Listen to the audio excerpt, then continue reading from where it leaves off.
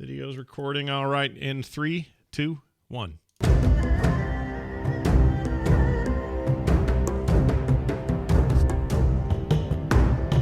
Hello, everybody. Welcome back to There Will Be Dungeons. That's right, There Will Be Dungeons, where we play D&D with some of our best friends. Today, we have with us me, Scott Johnson, John Jagger, Kristen Ashton, Kyle Ferguson, Baby Chunks, but not Bo. And you might say to yourself, where's Bo? He's taking some time with his family this weekend, so he's not here. But we wanted to make sure we did something, so the DM reins have been handed temporarily over to Kyle Ferguson, who's going to take over as DM today and do a little bit of a one-off with characters you guys don't even know about yet. I barely know about him because I purposely did not spoil myself on what the other characters are so that my character can act in accordance with this new information that he's running into. Or unless Kyle has it so they're all pals living in an apartment, I screwed up. But if not, then they won't know each other. It'll be great. So I'm really excited about that. A reminder, you can go and support our friends at phoenixpearltea.com and get some tees that are branded with our name on it. A whole bunch of cool tees that are all about our campaign and different stuff we do in this game. So go check those out and support that awesome service and get some amazing tea in these winter months. Check it out over at phoenixpearltea.com/TWBD. And if you're like, I just want to go to one place, therewillbedungeons.com has everything, and including a link to that. So if you want to go there, you'll find everything else. All right. No recap this week because we're, like I said, doing a one-off. And now, Kyle Ferguson, take it away. Let's start with a little bit of characters. So first up, John, you are Devanos. Tell us what the average day for Devanos would be like in the Waste. Devanos is a wanderer. He wanders from point A to point B, seeing what he can do along the way, looking for small bastions of civilization, looking to help people in whatever way he can. And as a result, he's become something of a folk legend as this nomadic wanderer of sorts. Excellent. Riley, Kristen, tell me about Riley. She is a portly kitchen maid. She's got 6 kids and an attitude, but kind. She's built like a quarterback, and she cooks like a world-famous chef. Excellent. And Scott, tell me about Darnell. Well, Darnell Clovis is his full name, is a guy who lives by himself on a hill and is surrounded by a really ratty, awful patch of land that he tries to cultivate and tries to raise things on to feed himself and the strange person he has living in his cellar, we'll put it that way. That's all you're going to hear about that for now. But he's a very closed to himself sort of dude and is famous for being the house you don't want to go up to or near because, as it turns out, to keep marauders away and people away from taking any stores he may have or any produce he may have somehow eked out of that land.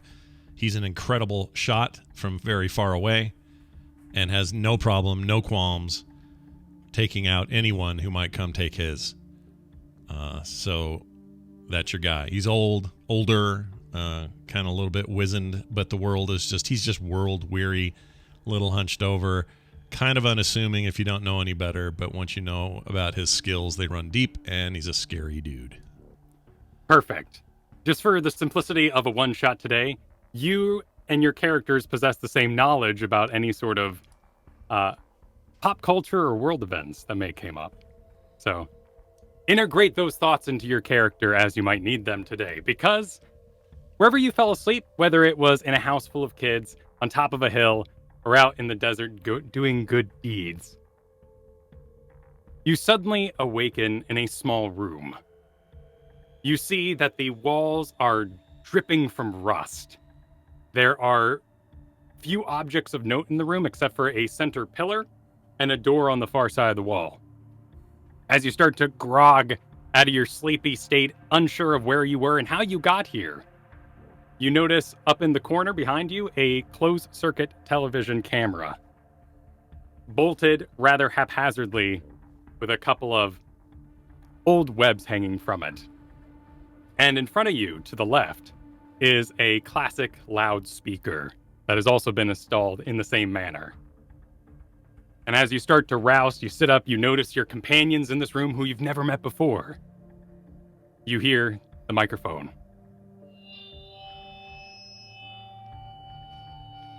Testing. Yes, excellent.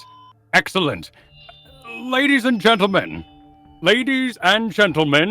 fellow arachnoids, scientists, doctors, members of the prestigious Spinners Council.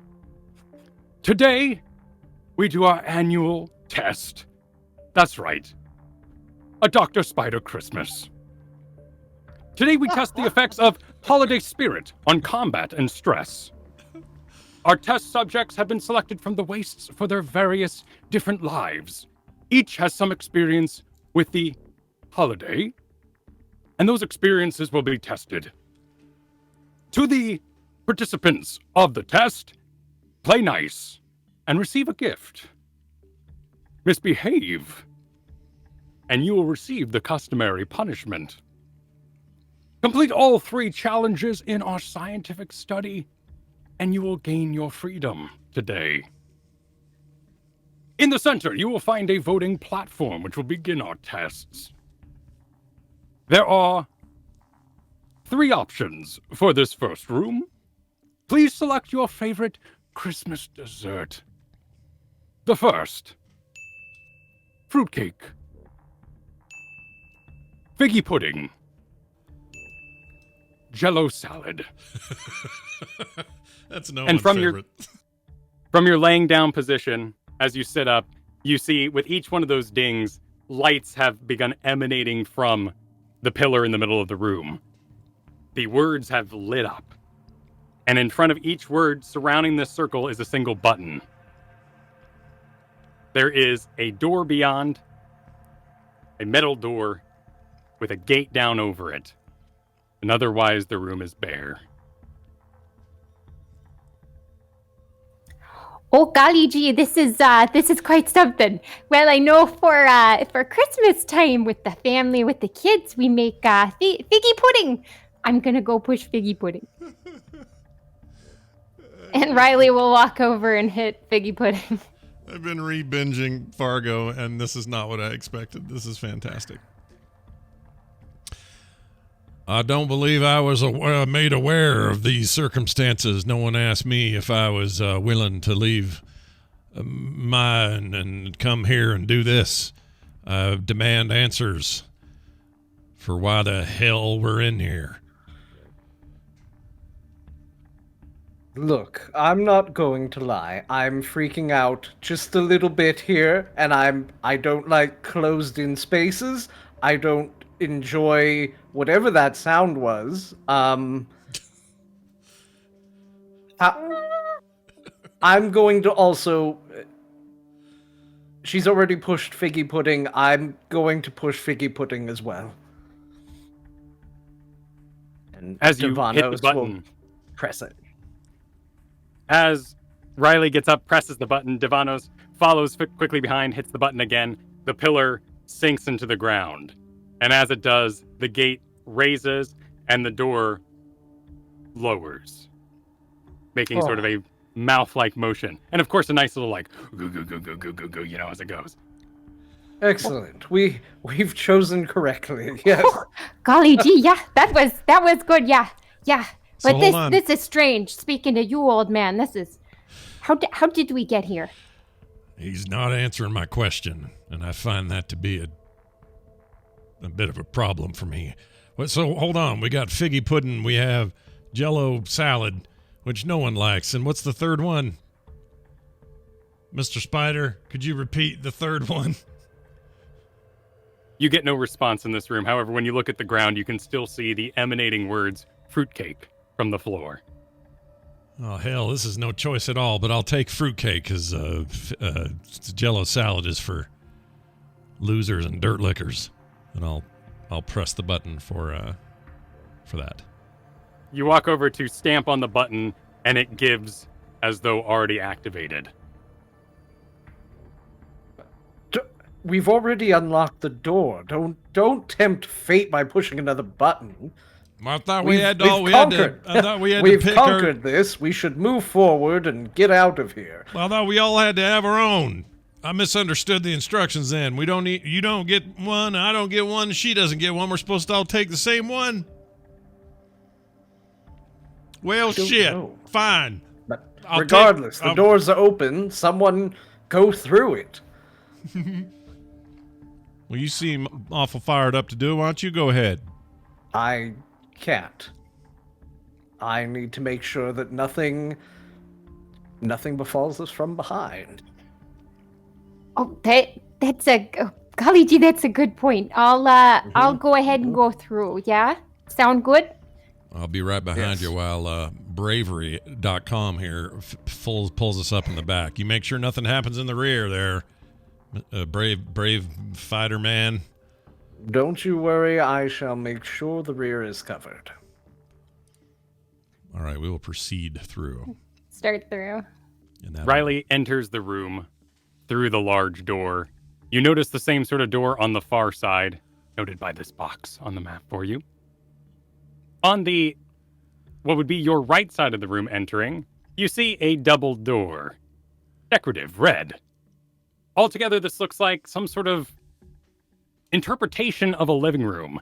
The walls are all metal, rusted, but on the concrete cold floor, there has been painted a large rug. Like the kind you might find in a home, but crudely drawn. In the left corner of the room, as you enter, you see a large tree. An evergreen tree of some kind. Next to it, a mantle and a fireplace. And on the wall opposite you, to your right, is a large couch. Riley enters first, and nothing of note happens. Darnell and Devanos follow. As the final member enters, the door closes in very much the same style, both the large gate from the top and the steel door from the bottom. Ah, good. There is no chance of anything coming up from behind. Upon entering, a trapdoor suddenly blows open, bangs against the wall behind it. And raising up out of it is a small Christmas box. And looking at this object, you note that it works a lot like a conveyor belt in an old, or a lazy butler, right? Isn't that what they're called? Dead Lazy waiter. Susan? Dead waiter, right? Dead waiter. Yeah. Or like you might find in like a really, really busy college campus dining hall. There are platforms that are rotating up and sort of flip out the back as they go, creating this water wheel of sorts. And as the box enters, as it enters upwards, the first object is a string of lights. And you hear once again, test subjects. You are to decorate this room to the best of your human abilities so we may observe what a human finds acceptable at Christmas. This is a test, of course, and you will pass or fail based on our previous knowledge from previous years. Each object will be delivered to you. When you are completed, plug in the lights behind the tree.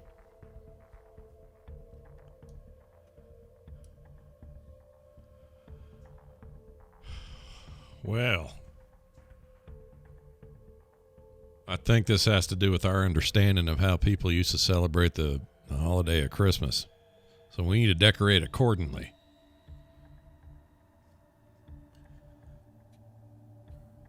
Quick tabletop talk. This table in the corner, upper right. Upper right. This would be the tree. Oh, sorry, that's the tree. Okay, never mind. I'm thinking upper left. Then that's a table, right? This was the box that exploded open and is now conveyor belting up the objects. Okay. I would like to go and see what's coming out of there closer. Just get a closer look. Roll up perception. All right. It would be good if I had my thing up. Hold on. Here we go. Okay. Perception +2. Okay, here we go. A whopping 5. You look at it, you have no idea how it works. There must be some sort of chain or something going on in there, but you can't see around the cracks. There appears to be a little light shining from the bottom, but it's a mystery how this is going to go. On top is that wound string of Christmas lights. I'm going to take those lights. And As you grab them up, the weight seems to trigger a sensor, and it rotates to the next object, raising up yet another one. This is a small imp. You can see that its eyes and mouth have been sewn shut, and it's wearing a small Christmas hat and Christmas jacket. Is it dead? Yes. Dead and limp. Oh, well, I guess I'll take this. In the kitchen, we deal with the corpses of things all the time. And Riley will go over and grab the dead imp and start looking around the room. I will take the lights over and I'd get away from that and go over toward the tree and stand there with my lights. When you get by the tree, it's about 10 feet tall. The lights seem sufficient to do a solid spiral across the whole thing, should you be able to access the upper areas of the tree. Okay. Next on the conveyor belt, and this would be, I guess, what Ivanos sees next, is a wreath. Covered in web. Ah. A old wreath. This is great. I'll take this. And he picks it up. All right, you each have an item. There is another item that displays up a small holiday-themed pillow. But for now, we have our objects in hand. What do you do with them? I'm going to just start wrapping the tree as best I can. I forgot how tall I am. Let's see. I'm not very tall. Yeah, I'm like 6 foot. So if you're a 10-foot tree, it's going to be hard for me. I can Not reach, very but- tall. I mean, 6 is tall, but I mean, I'm 6'4", so 6 seems not that tall to me. But if I will wrap it as high as I can get it, and with my If reach. you need help with that, I'm almost 7 feet tall. I would be able to reach quite easily. All right, then you do the top part of this. I'll do the bottom of it, and then I'll wrap. Toward Here, I'll trade you. You take this wreath, and I will handle the lights. All right. I will suspiciously hand the lights to him and take the wreath. All right. I will reach on up there and start working the lights around the tree. Roll a acrobatics or athletics check of your choice. Right. It's a 10. 10? All right, you manage to sort of prop yourself up against the wall a little bit, stand on a side here, reach up as far as you can, and at about 7 feet, you're able to reach the top and get that spiraling down. You know, you're kind of brushing past, getting needles in your outfit as you go around the back, but you're making your way around. To Darnell, you've got the wreath in hand. Where do you put it? I will instinctually. Sorry, remind me on the far right. That's a door. Far right of the room. No, This right here is a fireplace and mantle over the top, and this here is a door. That's a door, and it's a double wide, right? Like a double Yep. two-door. And then this one we came into, obviously, is a door, and opposite of that, on the south is also a door. And these are those ones with the chain gate, the teeth that came down and closed. Okay, so.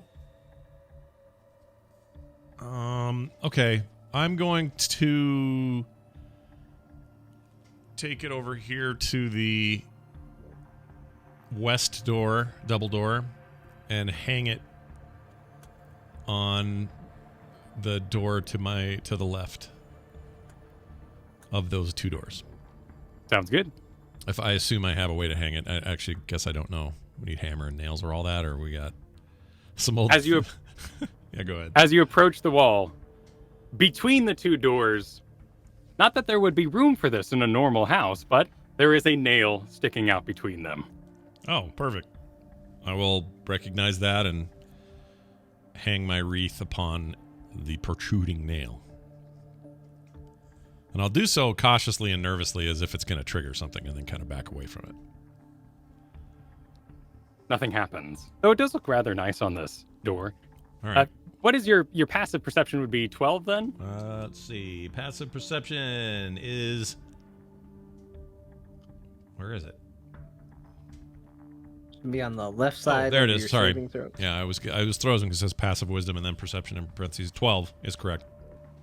You notice as you back up from the door that this door isn't a door at all. It is also painted on the metal wall. Oh. So it's not real. To the right, the box sits with its holiday pillow sitting on top. You see a crudely stitched snowman on a red fabric. I'm gonna, now that I don't have anything, I'm gonna go over there and grab that and intuitively just know to take it and put it on the couch. So I'll put it in the corner of the couch. You toss it on the couch. Yep. Snowman facing out. Devanos, you finish your wrapping. It looks pretty decent. You find a small plug at the back.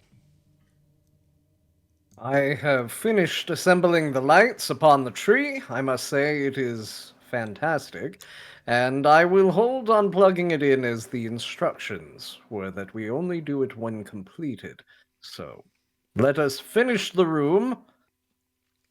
What is the next object? Riley, you've had the imp for some time. What have you done with it? Riley thinks back to the elf on the shelf craze of when her 3rd child was 3, and she looks at the mantle and kind of sighs. She never liked the elf on the shelf thing.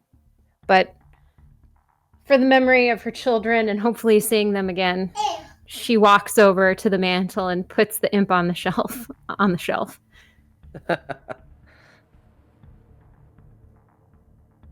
Right, the next object appears after the pillow is taken.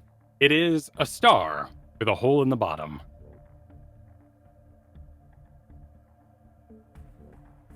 I'm familiar with this. It will complete the tree. Devanos goes over and fetches the star and will attempt to get it on the top of the tree. Darnell, the next object appears up the small elevator, and it is some kind of wicker construction about 3 feet wide, 3 feet long, 2 feet wide, and crudely woven into this, it says, "I hope you brought wine," and has a little wine glass. Like a basket type thing? Like some kind of flat object. Some kind of mat. Okay.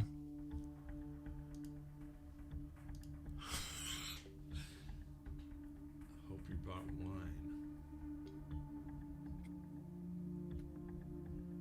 wine. Darnell Clovis will not know what to do with that. He'll pick it up and kind of look at it and go, I can't make heads or tails of this. Who knows what the hell this is? And I'll hold it up. Oh, golly gee, I remember that one. My sister, who never had kids, but she collected mats. She liked the wine joke. Let's put it in front of the door. Oh, it's like one of them welcoming mats. I don't have one because no one's welcome where I live. And I'll take it over there. As the mat is taken from the box, an object raises up. It is an old rotten log.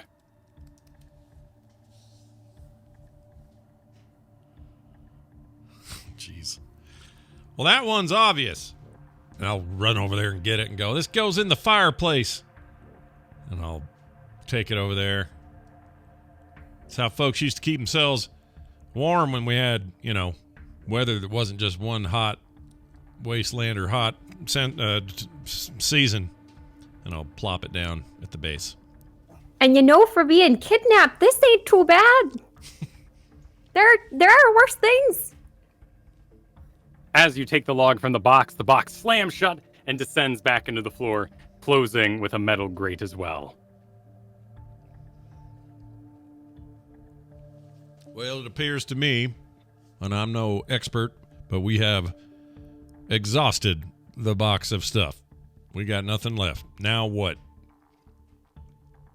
I would assume that the next thing is to plug in the Christmas lights, these festive lights here. Who would like to do the honors? You do it.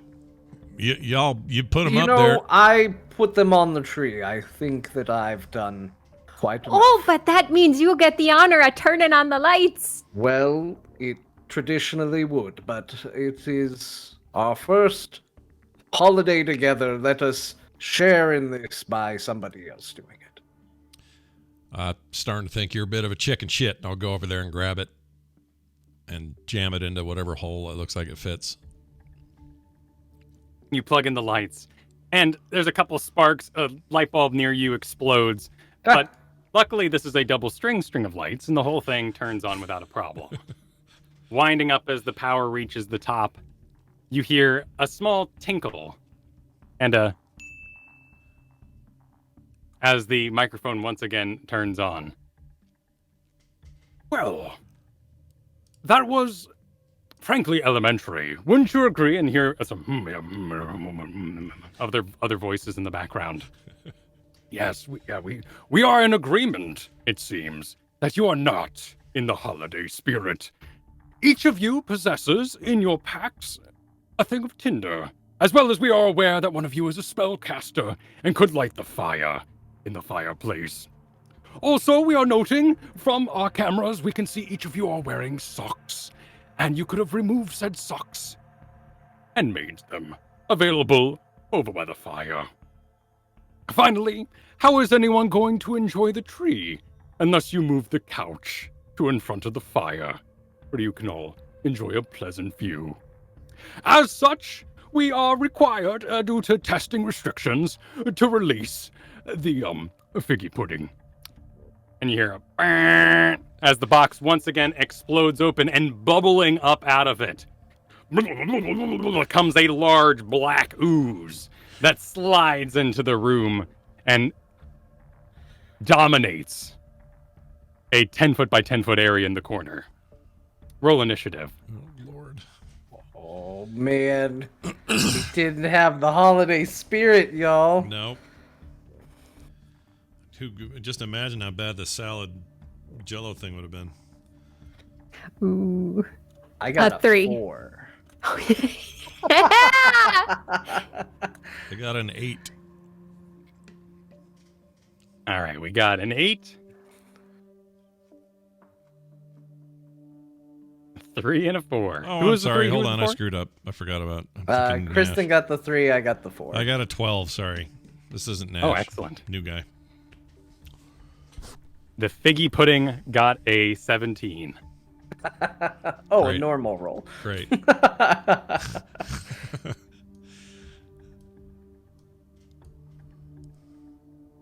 The figgy pudding, for its first action, charges over to the tree lighter, to Darnell, All right. and attacks with its pseudopod. Basically, it reaches out with a large, fig-encrusted, sugar-encrusted mandible. Okay. It attacks with a 21. Oh, my Lord. Like a storm. And deals 9 points of damage. Okay. But you're up. It's your turn. My turn. All right. Oh, and chat, sorry we're not sharing the numbers on this. We don't have access to the campaign that we have registered in the thing. So they can't actually see these numbers, but they'll be all right. Okay. Well, now he's right up on me. Gosh dang I was hoping for some ranged business here. All right.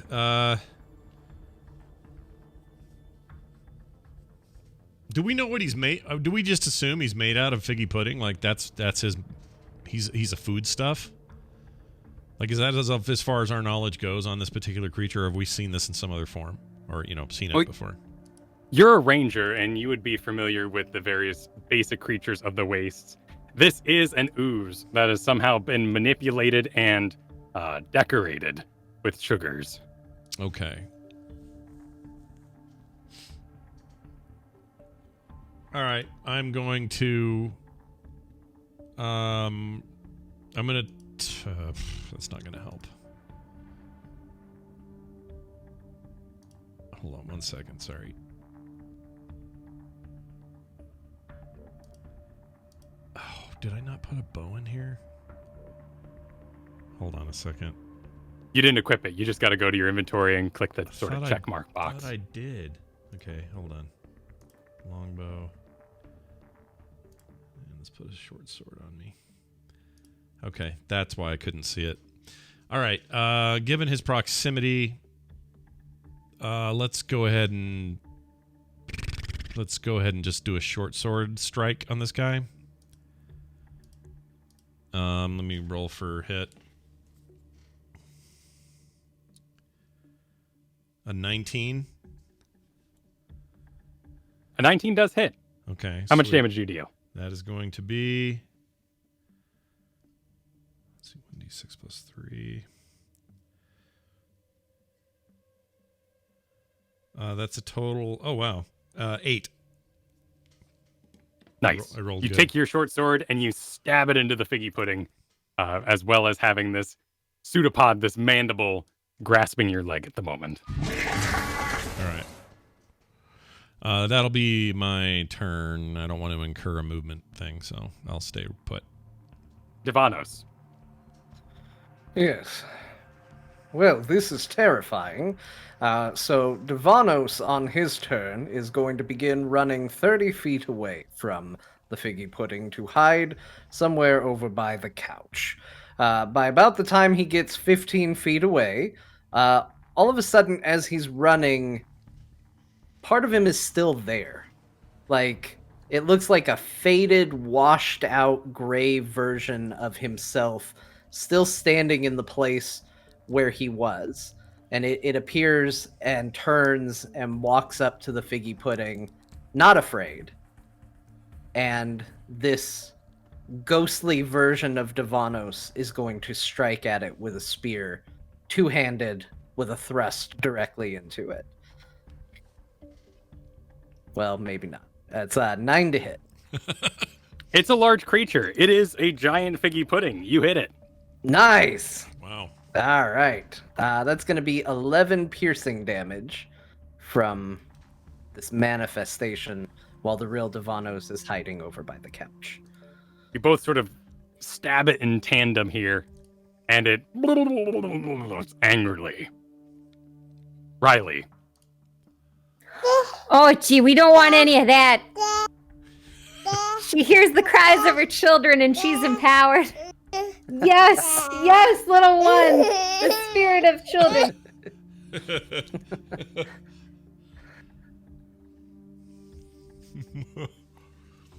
Riley, overcome by her memories of home, is slightly delayed, but will not miss her turn. But we will continue. Oh, okay. She pulls out a wooden spoon she has in her apron, and she goes, "Now I know how to deal with figgy puddings." And then she casts frostbite at it, and it needs to make a Constitution 13 saving throw. I fail with a 11. Cool. 1d6 cold damage. Let me roll that.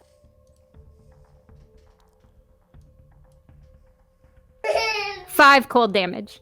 All right. A small bit of the figgy pudding becomes frostburnt. Ooh. But the figgy pudding continues its assault on our Darnell and attacks, attempting to engulf him. Great. Wait, hold on. There's extra text for the frostbite. I'm sorry. Oh, go for it. If it has disadvantage, on the next weapon attack roll it makes, if anything counts as a weapon. Until This does count as a weapon attack, actually. So cool. So disadvantage on the next weapon attack roll it makes before the end of its next turn. cool. Well, looks like I rolled then a 12 versus your AC. To Darnell. Okay, hold on. Oh, it's a what'd you get? 12. No, you didn't hit. I'm 13. All right. I miss. Thank the Lord. On to Darnell Clovis. I'm going. Sorry. I'm going to attempt. So happy about fighting Figgy Pudding. I breathed in when I should have breathed out. I'm going to disengage or attempt to. Which will take up my whole turn, but it's one of the things I can do. So I'm going to move over by that couch. Do you get up on the couch or do you hide behind it? I will hide behind it. All right. Hiding behind the couch. Perfect. And it's basically like it's a little bit of XCOM half cover kind of is what I'm doing. Totally. And you have some cover if the Figgy Pudding would be to make a ranged attack. Yep. All right. Devanos. Okay, my ghostly form is still standing before the Figgy Pudding and is going to attack again. And he calls out as he does, but the voice doesn't come from the figure. It comes from the cowering Devanos in the corner. And he just says, "Ha, you fiend! I will slay you easily." And he strikes again. Another 9 to hit, which I guess we don't hit. And that's 7 more piercing damage to the pudding. Excellent. Riley, you're up. All right, she's gonna flick her wooden spoon again and cast another frostbite. 13 con save. I got a 16. Cool. I think that's it then. I resist entirely. Yeah, I'm not reading any half damage or anything on a save. Cool, no problem. The Figgy Pudding, injured, though very much still alive, immediately assaults the nearby mother and chef. Riley. With a 11. That'll miss. All right, it misses. We are on to Darnell Clovis, who is cowering behind the couch. I will now rise from the couch with my bow drawn and fire arrows at the knave. And he will do that. You must make a... What do you must make? Hold on. What's your thing? Doesn't say what you have to do a saving throw for. Ugh, pudding is so squinchy. It's very squinchy. All right. Here goes. Here's the hit. No, not 3. 1. That'd be a 17. That's a hit. All right. Then I will now damage you with some piercing damage. And that's going to be 1d8 plus 3. So here we go. 2, 3. That's not great. 6. The pool shudders at the bit of damage that hits it, but still keeps on ticking. It is up to you, Devanos. Great. We will strike at it again. Another thrust with a 15 to hit from the ghostly apparition. 6 damage piercing. You pierce the pudding, and it hangs on by a thread, making it to Riley. It is now in your melee range, Riley, from the attack it performed earlier. Oh, well, I've killed plenty of things before. And she'll take out a butcher knife that she has in her apron. And she'll kind of wipe it off on her skirt a little bit as she's about to go and carve the creature.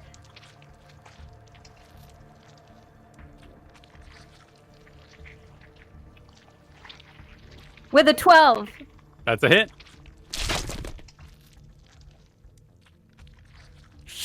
She carves it up for 4 Merry Christmas damage. 4 holiday damage. As you slice down with your butcher's knife, it splits the figgy pudding in half. Both attempt to wiggle, attempt to stay alive, but it doesn't have enough energy to keep going, and collapses into piles of various sugars running across the ground. Whew. As the figgy pudding falls, the gate to the south opens along with the metal door. Now, before we move on here, I think there's someone in this room that owes us an explanation. Ghost Man? As you look over at the ghostly gray figure that has been fighting the figgy pudding, it fades away and disappears. And Devano stands up from behind the hearth. There's no explanation needed. We've vanquished a creature. Our legend grows. We may not have won the decoration, but we've won the war, and it is something to be said for what we've achieved here today. You should all be very proud of yourselves. No, how did you split? I've never seen that before in my life, and I've been alive a long time. Well, there are many skills that one learns being a champion and a hero, and this is but one of my skills. The door is open, and through the door you see yet another raised circular platform. No lights coming from it yet, but it very much matches the very first room. You see yet another gate and door beyond that.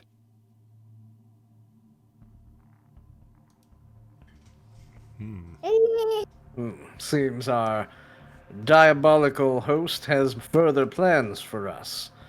We must remember to keep a more artistic eye on these things going forward. He clearly intends for us to think outside the box. As you advance into the room, you hear some noises coming from the nearby loudspeaker. There's also one of those closed-circuit cameras here in the back left corner. And here's and a shrill voice rings out. It wasn't fair! They saved the slashing for the end! That would have split the pudding! It would have made multiple puddings! The previous year they split it, right? Yes, I am aware, but they also fought the fruitcake, which is far more dangerous. Yes. Congratulations on surviving the first room of the holiday test. Here we come to part 2 of 3. And a very delightful part it is. You must choose between Frosty the Snowman,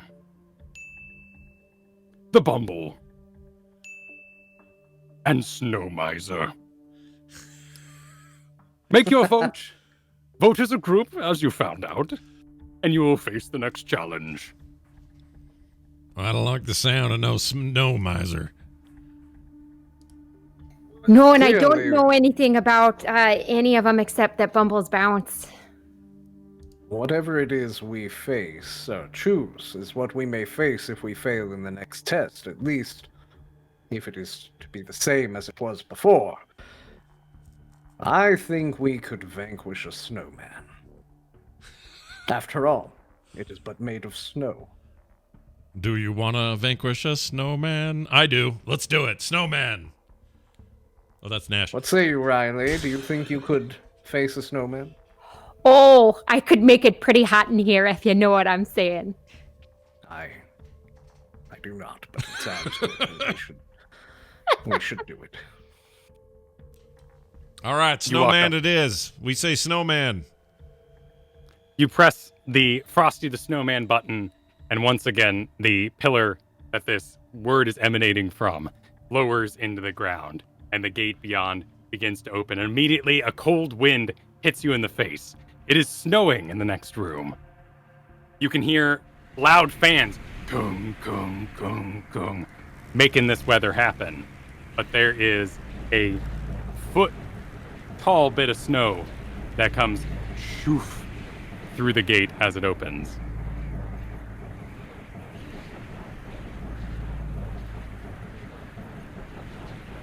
Well, we should proceed. Lead on, companions. You go first this time. We know what's behind us. It's fine. We must make sure that the pudding is completely vanquished before we move forward. I will keep an eye out to make sure nothing oozes in, as it would find its way in the snow and create a... You know, I had an old saying when I was growing up. My daddy used to tell me that if a possum looks twice across the street, then that meant no more chickens for dinner. Then I'll just walk. I'll just go. Do not believe that is a saying. Clovis walks into the snow. Alright, I'll follow. Go, Riley, you enter as well? Yes. Excellent. You all enter out into the snow.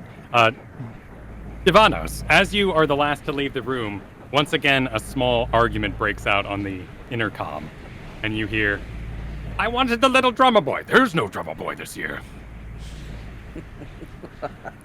As you enter into the snow, the gate closes behind you.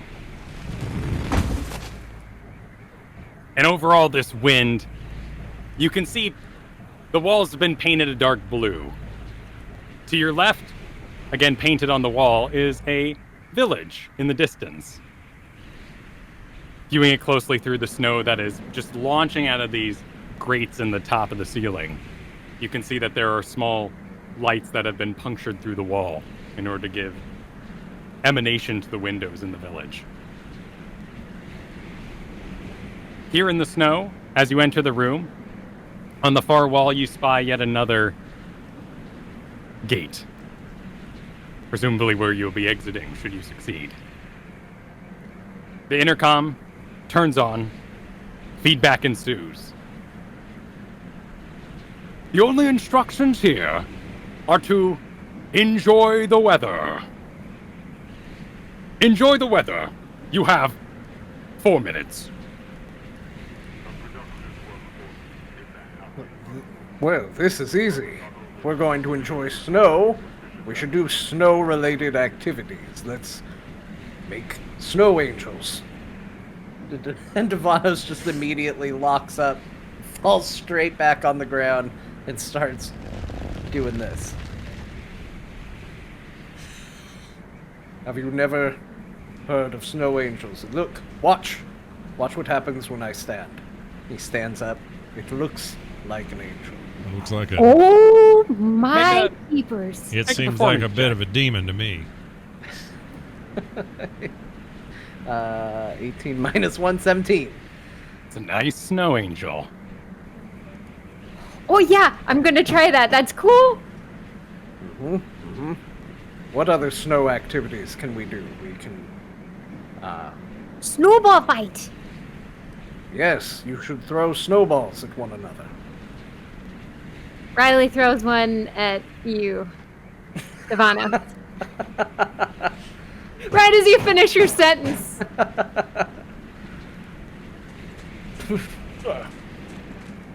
Okay, I see how it is. So, hack a snowball and throw it back. Throw another one. Darnell, what are you doing during this? Watching them with my arms folded. It's just sort of Oh annoying. no, Mr. Grumpy Pants! And then in comes the snowball at Darnell. I will not budge. I will just take it, which may mean I have to roll for something, but I'm not going to act like it's even bothering me. Look, we chose the enemy of a snowman. Perhaps if we use most of this snow, it can't materialize. Or, perhaps, a better idea, listen to this, what if we build our own snowman and we make him a wee fellow? And then, should it come to life, we have but a wee fellow to fight.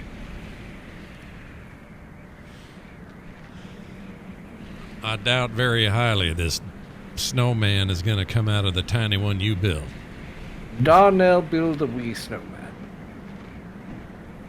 Well, shit. And I'll do it. I'll get on my knees and start rolling balls of snow. One big one for the base, little one for the middle, and then a little head on the top. And I'll do it quickly. Let's see. Other activities for snow.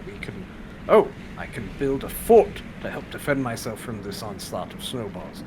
And I'll start pushing up a wall of snow to help defend against Riley's snowball attacks. 1 minute. 1 minute left to enjoy the weather. We need other activities, other things. What else can you do with snow? You can pour syrup in it and then eat it. We could eat some of this snow. We don't even need the syrup. You can eat it. Devanos takes a bite of his fort. But there's too much. We can't possibly do it. It's like drinking 40 gallons of water. We don't need to eat all of it. Just enough. My uncle once told me what else can you do with snow? A man who drinks too much water is a man who doesn't know what time it is.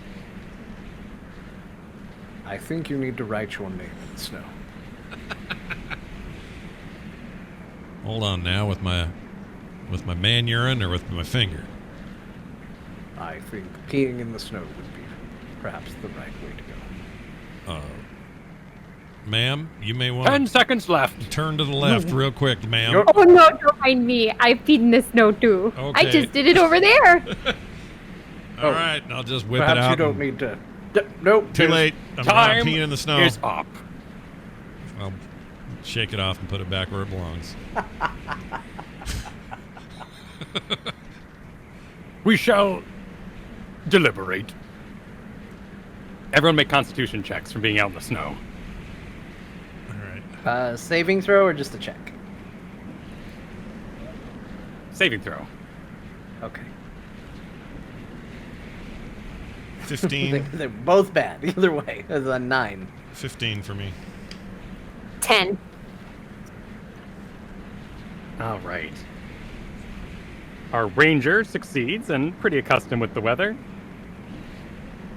Devanos and Riley take 5 points of cold damage from the exposure of being out here.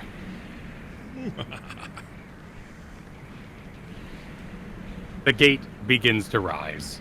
The door lowers. Sorry, I unplugged my headphones. Did I miss something? Yeah, the gate opens. Oh, the We gate did it. lowered. Okay. Crap. Companions, we did it.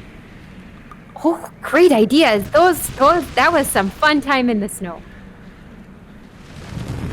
Yes, it was excellent. We did good. You enter into the warmth of the next room, which, previously wasn't that warm feeling, but hey, in comparison anyway, it's feeling pretty good to be back in one of these metal rooms. This is actually quite even. Much the same size as the previous room.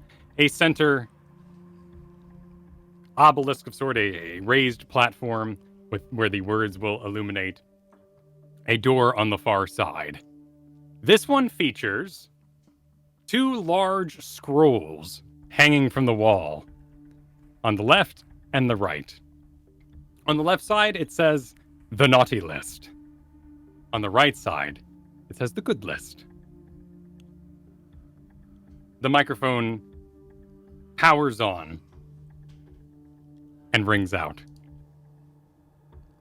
Very good. That was excellent. You even exceeded our expectations. Being in the snow is extra credit, and as such, you have all earned a reward. A box flies open in the corner, very much the same corner as the first room, and raising up out of this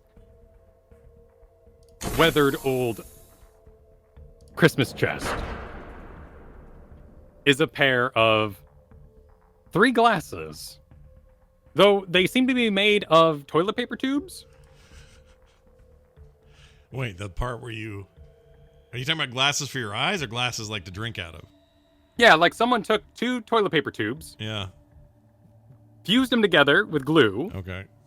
and took yarn and strung them to make a tie in the back. Wow.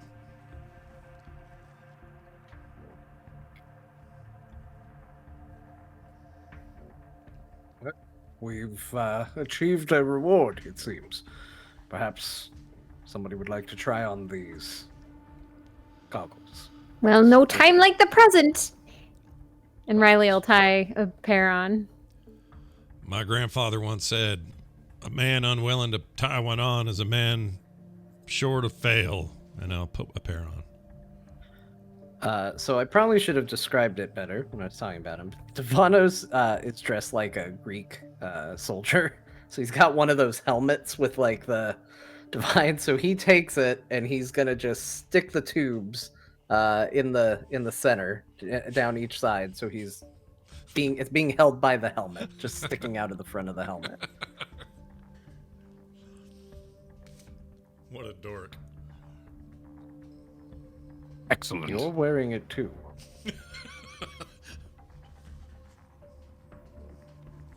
It is time for the final challenge in this evening's tests. You've all been wonderful subjects. We look forward to your performance in the final room. The first option for voting will be none other than Santa Claus, the Grinch, or Krampus. Make your decision. We will be with you shortly. Something tells me the one that's usually the worst isn't the worst. I'll bet you Santa Claus is a real challenge and maybe we don't want him.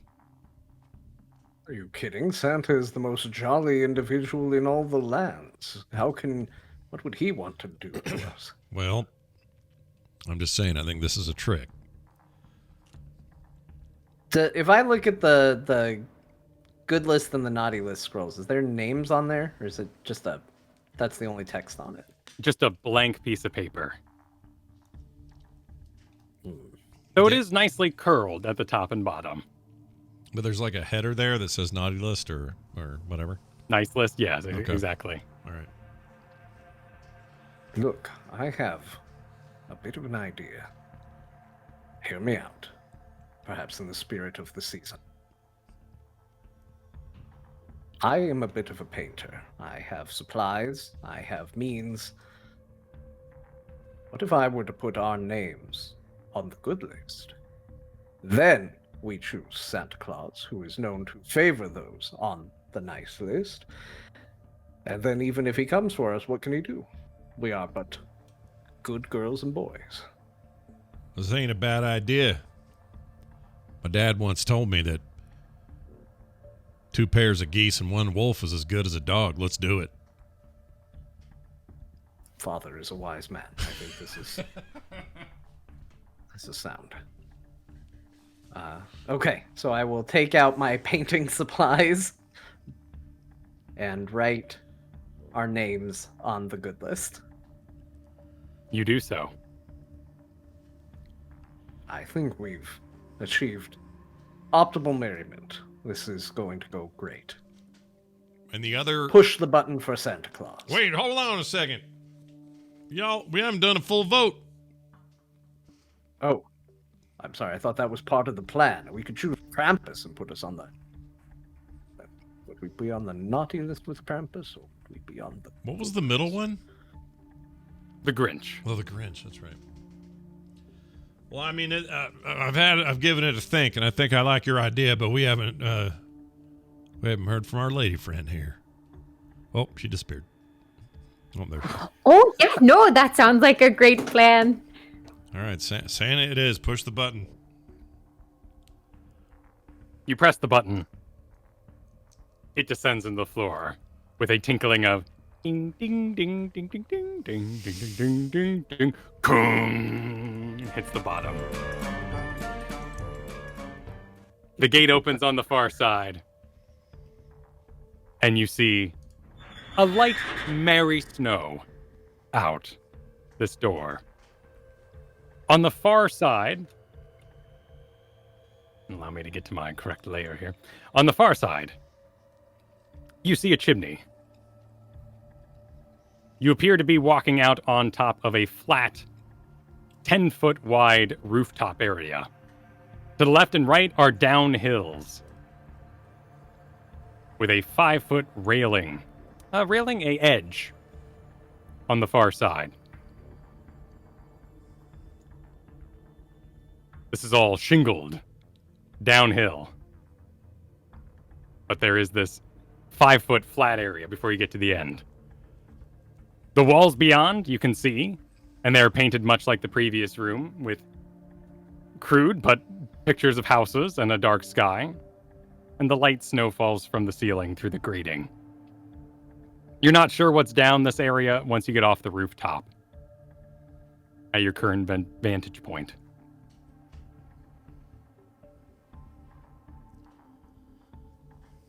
So let me get this straight. If I'm on that bridge, the thin bridge that leads north to south, the two sides are sloped? Correct. Okay. As though the top of a roof. Okay. Oh, okay. And then at the far end is a decorative painting in the wall again of a chimney. But against it is the same grate and gate, which you would move through should you complete the challenge. That makes a solid wall on the other side. So altogether, the room is about exactly the same size as the previous snowman room. Okay. Thanks.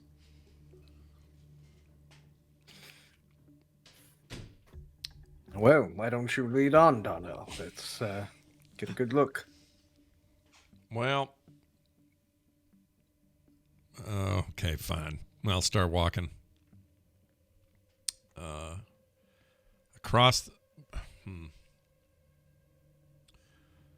I kind of want to see the length of this thing, so I'm going to walk all the way to the other side of it. Yeah, like that, and just see if there's anything I notice that's precarious or weird or catches my eye, so that I can, know a little more about this weird space we're in. Crossing the room and looking around with your passive perception, you see that the ceiling goes up quite a ways, about 100 feet. That's where the bit of snow is falling from. The large fan still spinning, though not as freezing as the previous room. From your vantage point, you can see down the slope past that edge where you could stand and to the ground below. And there are large, see-through, seemingly, maybe ice, maybe plastic spikes that are sticking up, all in this bottom area below the rooftop. Okay, and no guardrail or anything at those bottom platforms. Nothing like that. So it's all right. I'll come back within sort of shouting distance and go, all right, y'all, get out here. There's nothing. Just be careful. If you slide all the way off of this thing, you're going to get a spike through your head. And if I learned anything from my third grade teacher, it was spikes and heads don't go together. So come on out. Take a look. That means you too, brave caboose. Always in the rear. Look, somebody has to do it. Somebody has to watch the rear. It should be me. I'm the biggest. I'm the strongest. Therefore, it makes the most logical sense that if a threat comes from behind, you have me there. Besides, you hid behind a couch. All I know is if you've got a long line of 50 sheep and one cow, you put the cow up front, and then you lead those sheep. You are in exactly the position you need to be. Please proceed forward. I will take up the rear. All right, I'll lead them out so they can see what's going on here. All right, Riley, you exit without issue? Yep. Perfect.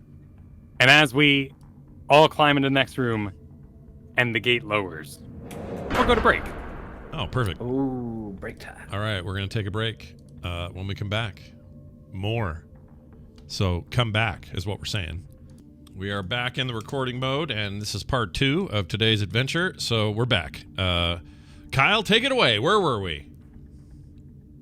You all exited the previous room, made your way onto the makeshift rooftop, the 10-foot wide walk area that is flat. A light snow fury falls from the ceiling through a grating up there. To your left and your right, you have down slopes, which are slightly iced by the look of them. might be treacherous or slippery to head down those. And at the bottom is a 5-foot, also flat area where you might be able to catch yourself should you slide or access a different area. Below that, you fall off the rooftop into spikes of some kind, which may deal damage. Looking around. That old Christmas tradition of spikes. The old Christmas. Yeah. Deal Exactly. damage. That old chestnut by the fire. As you sit, as you wait, you hear the squeaking of metal. Some sort of hatch has opened above you.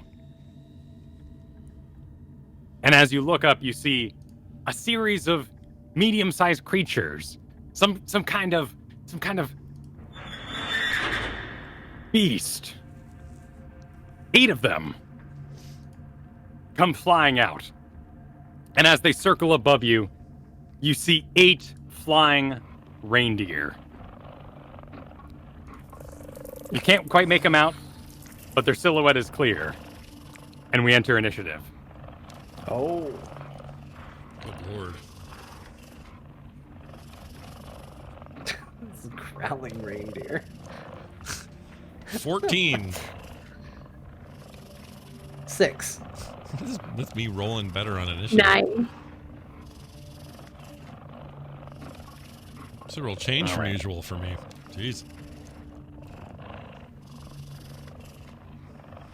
14, 6, and 9. All right, let me set up some reindeer here. All right, Darnell, you're up. Okay. You see flying reindeer above you. 8 of them at the moment. How far? They are 20 feet above you. 20 feet. Interesting. And do I, in this moment, perceive that any one of them is larger than another? Do we have like a boss reindeer or anything that I could? They're all the same size at the moment. Okay. Well, in that case, I'm going to cast Hunter's Mark on the one closest. Which I will do now. Hold on. And this is a concentration spell, up to an hour. I deal an extra 1d6 damage to the target whenever I hit it with a weapon attack, and I have advantage on any wisdom, perception, or wisdom survival checks that I may make to have to find it, which we don't need here. All right. Oh, I can mark a new creature in case it dies before the time ends. Okay, cool. That's awesome. All right, so I'm going to cast that, and it has... I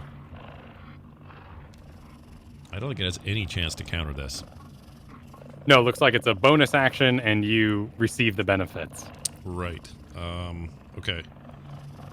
So, then my action will be another arrow shot. And that, from my longbow, is going to be a 6. That's a miss. Okay, that's what I was afraid of. Okay. I will stay there and hold my ground, and hopefully that dude will avail himself to me next turn. Sounds good. Riley, you are up. Riley's gonna go, oh, now I know this one. The kids love this one. And she'll touch her nose and cast light and make it a red light that emanates from her nose. All right, you have cast light upon your nose. Thanks to your goggles that you're wearing, though they may be made of toilet paper rolls, they block your view of your own nose, so you're not blinded by your own schnoz. Cool. Did you want to move? That's it? No. All right, Devanos, you're up. So Devanos is going to have his ghostly self manifest kind of in the middle and go stand bravely and tauntingly out in the middle of everything. He's going to cower back against the door and just sort of shrink down as best he can and just kind of say, friends, perhaps we should not anger Santa's reindeer. After all, it was Santa that we summoned. And he will, with whatever action he has, start to pull the light snow on top of himself to form a disguise. You're summoning your illusion yourself is a bonus action, right? Yeah. So you can use a full action to cover yourself with snow. Yeah, we're just gonna start pulling snow in. All right, roll a stealth check. Okay. And the little spectral version is targetable and attackable. But 7. It's a 7 for stealth. Okay, well, there's not a lot of snow up here, but you make yourself a bit frostier. All right, as you end your various actions, the 8 reindeer, one with a glowing mark around it, land 2 in front of the Devanos illusion, 1 next to Darnell, 2 in front of Riley, and 3 others continue to circle above.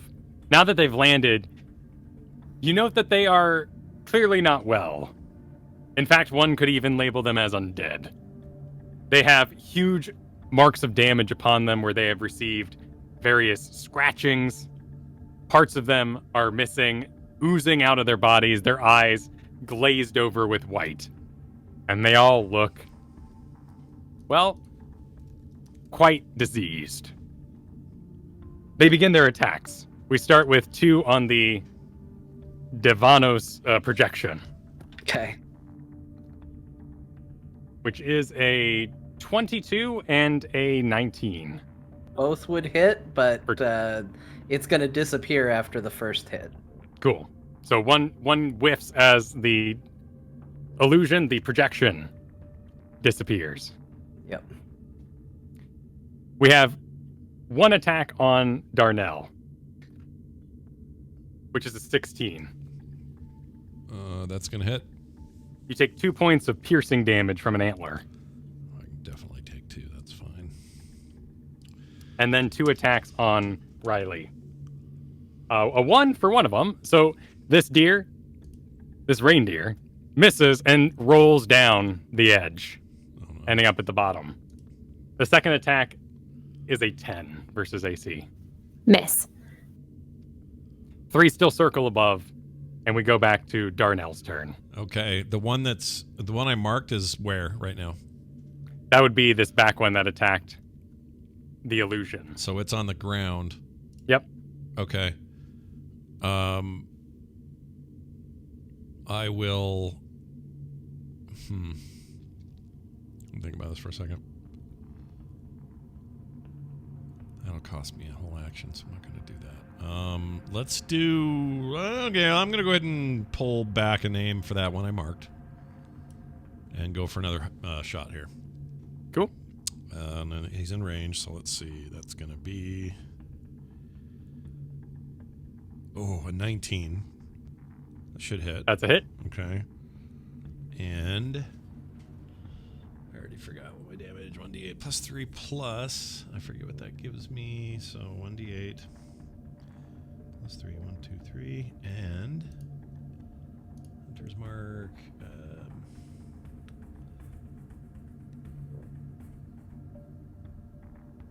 1d6 additional. All right, that's a total of 11 points of damage. You completely destroy this reindeer. Nice. It basically explodes into its primal body parts. An arm, a leg, antlers, all go flying and tumbling down the sides of the building. It is massive damage for this creature. You note, even though you have 3 reindeer surrounding you, they don't look very spry in their sickly undead state. And they do not make any reaction attacks. Okay, weird. All right, that is my turn then. I think. All right, Riley, you have 2 deer in front of you. All right. Riley is going to cast Bonfire in the space in front of her under one of the deer. And All it right. has to roll a Dex 13 save. Is there any effect on nearby creatures in a 5-foot radius around the bonfire? Not that I found. Okay. Yeah, you create a 5-foot cube of fire in the space. Yeah, deals fire damage. All right, cool. Must succeed in a dexterity saving throw. I got a 5.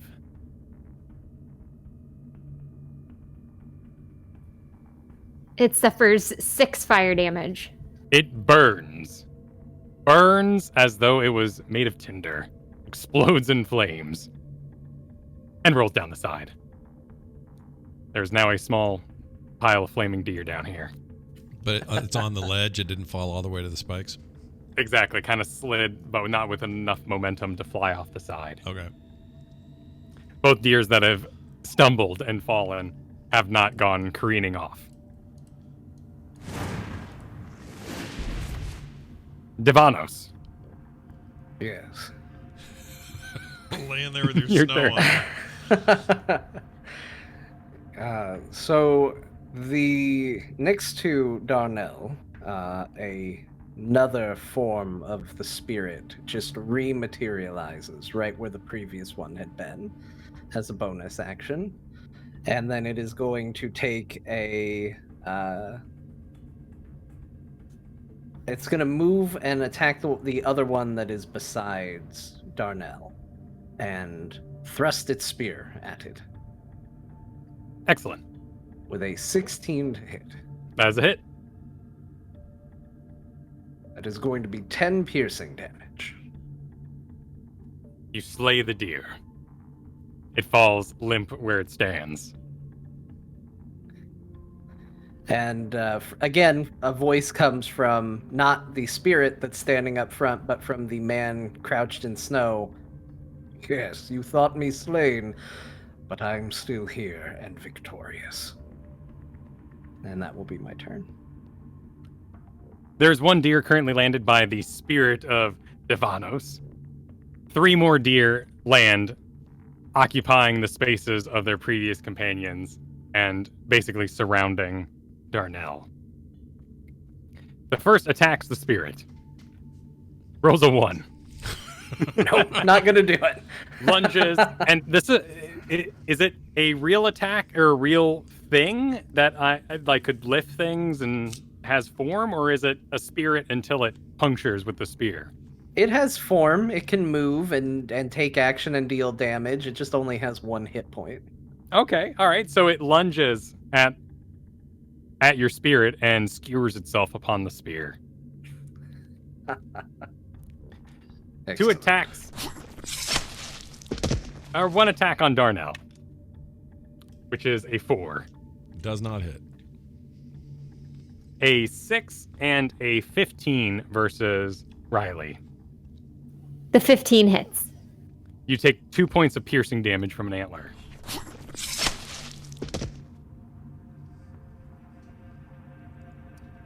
You hear another metal shunking, another opening of some sort of compartment above. And in the ceiling above, you see like a great red flashlight. Something is now flying above you. We return to Darnell's turn. Oh, good lord. Can I see what that is from where I'm at, by chance? You are a beast hunter, correct? Yep. So you would know with your passive perception that this is yet another reindeer, though the silhouette doesn't quite match up, and this light, this red light emanating from its front, is not natural. Okay.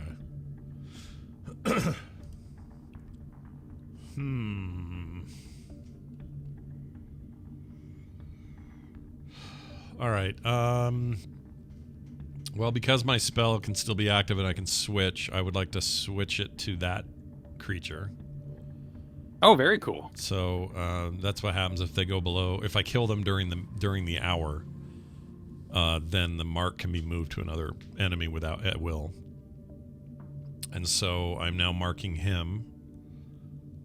I think the other thing it does is 5th level. Yeah, that won't count. Okay, so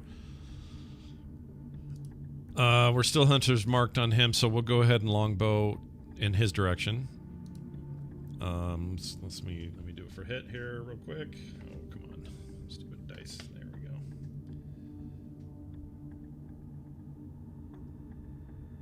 That'd be a 16. That is a hit. Oh, good. Okay, for damage. 3, 2, 3, and 6. 9 points of damage. Piercing. All right.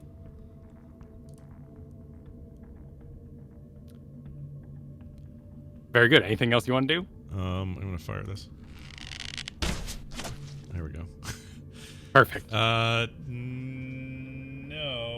Hold on. I want to move it all. No, I'm going to stay put. I'll stay there. All right, Riley, you are up. All right, Riley's gonna recast bonfire at a reindeer closest to her. All right. You get once again light a bonfire under the reindeer, who lights up like tinder and rolls down the edge, making that kind of they do in their special reindeer way. Oh, it's starting to smell like sausage in here. Ivanos. Well, with one slain, let's go for another. The ghostly figure will charge another reindeer, spear drawn, and just run right at it. Try and thrust the spear into it with a 12 to hit. That is a miss. And he's gonna miss. No. You ricochet off an antler. The spear doesn't embed itself in anything. And that'll be it for Devon's.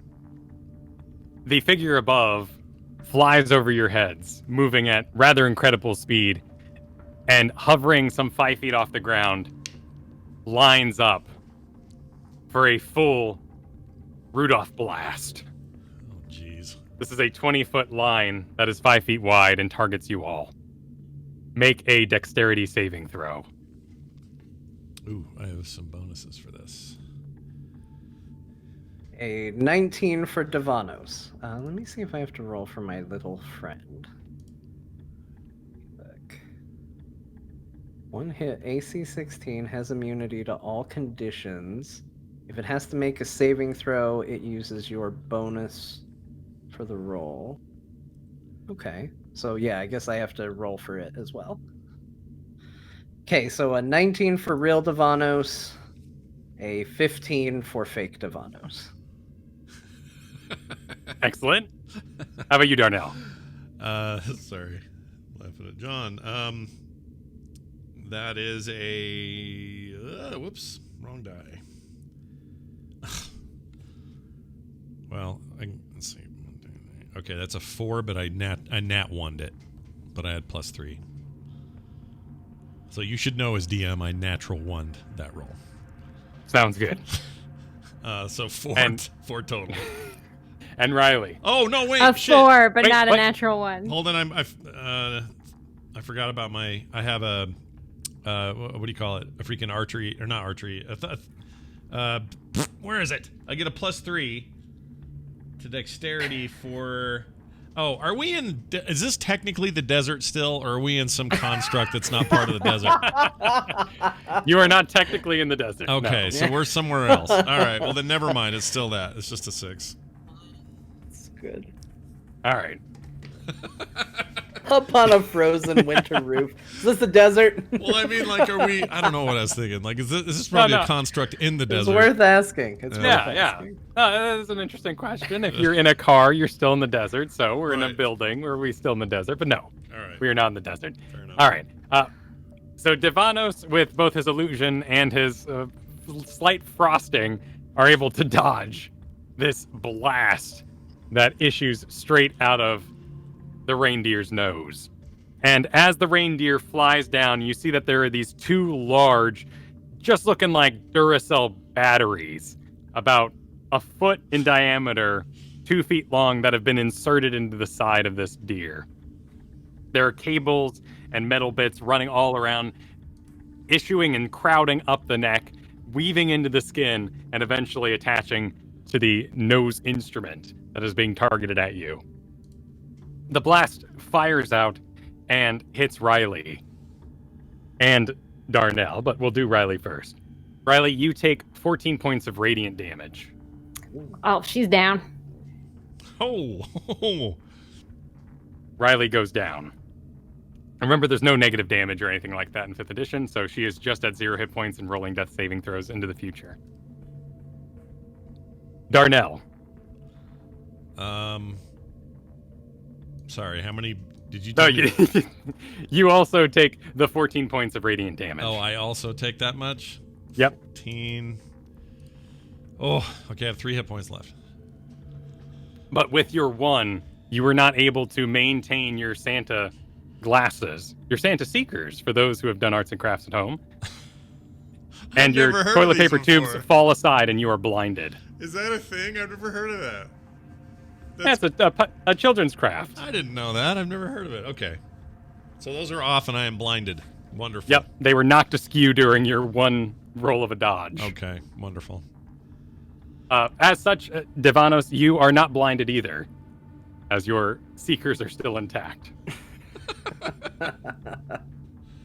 Looking dumb as So possible. we end this full round with a downed Riley, Darnell sitting on about, 3 hit points? Yeah.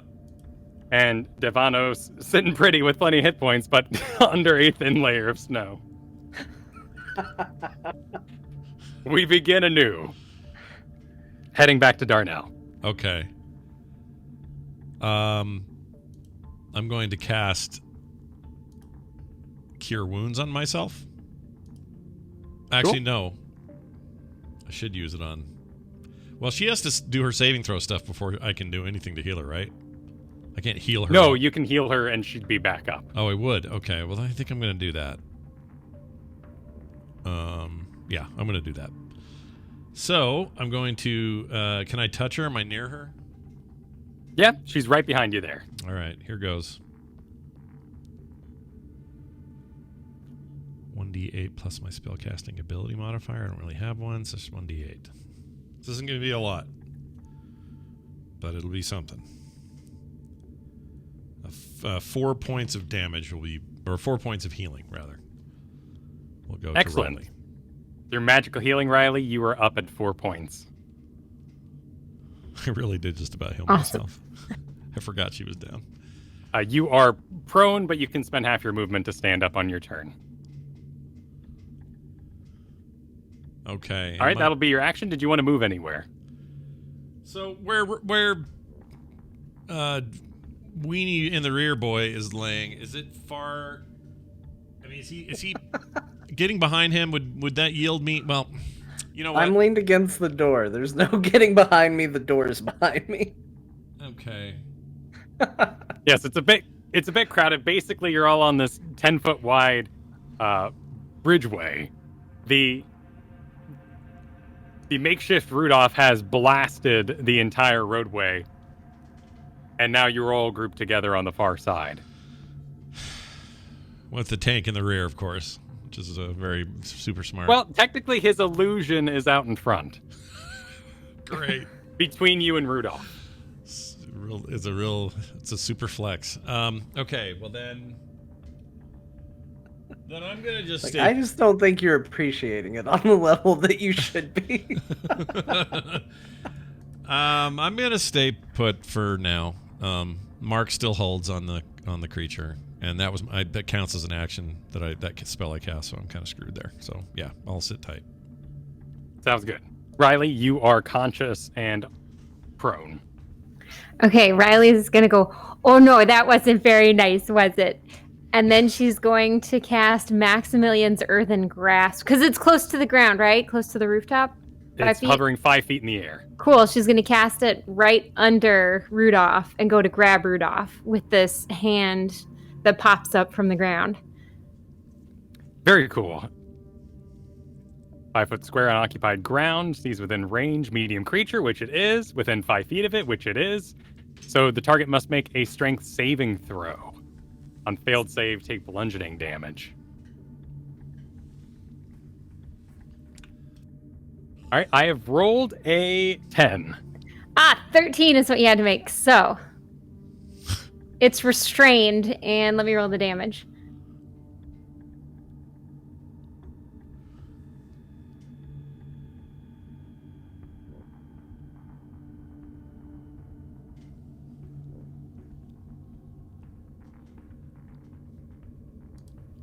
Okay, 7 damage. 7 damage. Excellent. You squeeze it, and liquids pour out between the fingertips. The battery packs on the side have ruptured and are spilling acid all over the ground. Devanos, you're up. Did that beam liquefy the other reindeer too? Yes, it did. Oh, sweet. So seeing his opportunity, let's see, how far away would the spirit be? The spirit is basically, 5 feet. Or has to move 5 feet to be in melee range. Devanos needs to stay within 30 feet of the spirit, so if he needs to move, he will. But he's gonna send the spirit to go and stab up at old Rudolph there. Looks like you're barely good, so you are exactly 30 feet away. Okay, great. The spirit charges forward with a roar that comes from behind everybody, and is going to thrust a spear attack upwards. I believe if it's restrained, it's with advantage. Sounds good. 17 to hit. That is a hit. That's going to be 7 points of piercing damage.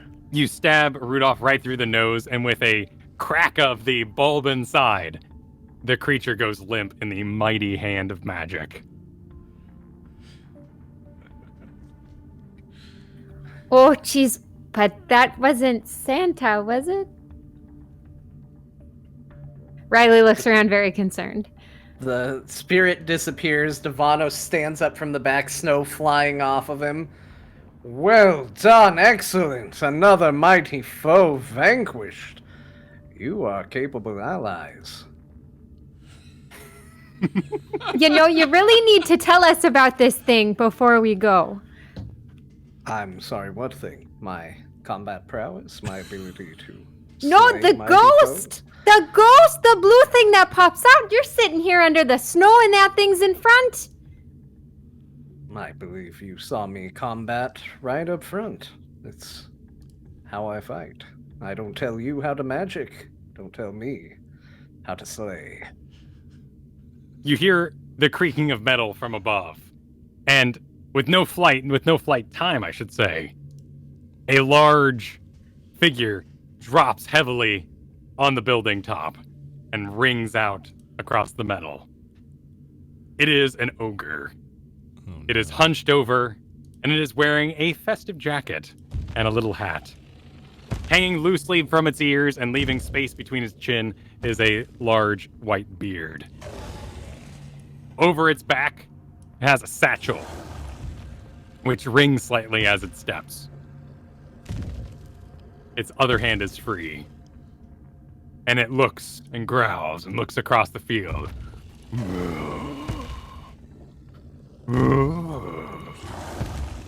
And starts marching down the side. It appears to be looking for something, completely unaware of all three of you crowded near the entranceway. So it's not aggroing to anybody.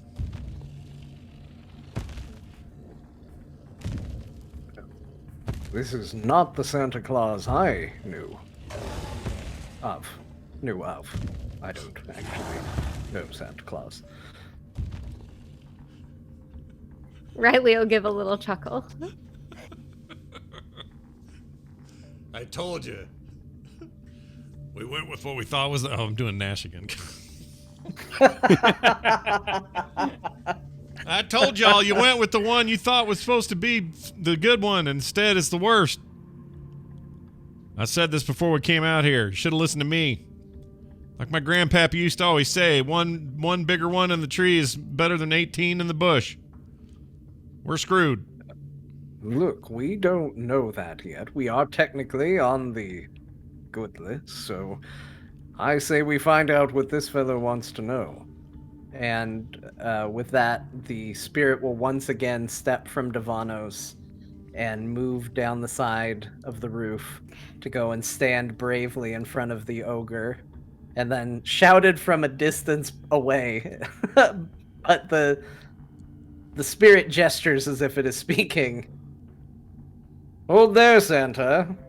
I don't know what you seek, but the three of us you'll find are on the nice list. We would like to pass. Can you open the door? And here's you. And it turns around abruptly, looking around for the voice, though it seems to be only able to see the spirit that you've summoned. It goes down on one knee, this large creature, brings around its bag, and opens it up. And as it does, the door on the far side creaks open. Its rusty hinges going. Excellent. Oh, well, I'm not gonna wait. No, we should definitely move.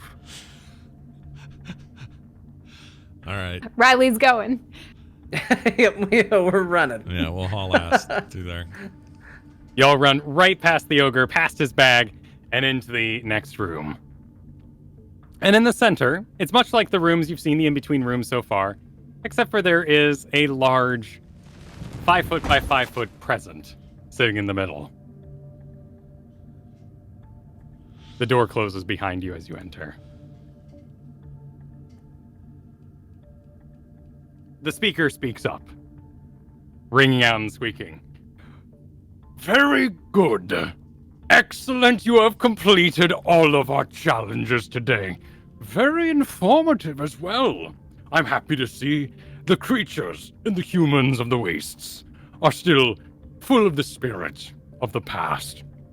I hope you all enjoyed your time here in our little experiment. We have gained much data through your actions. There's a squabble. You hear the mic get knocked around. They cheated!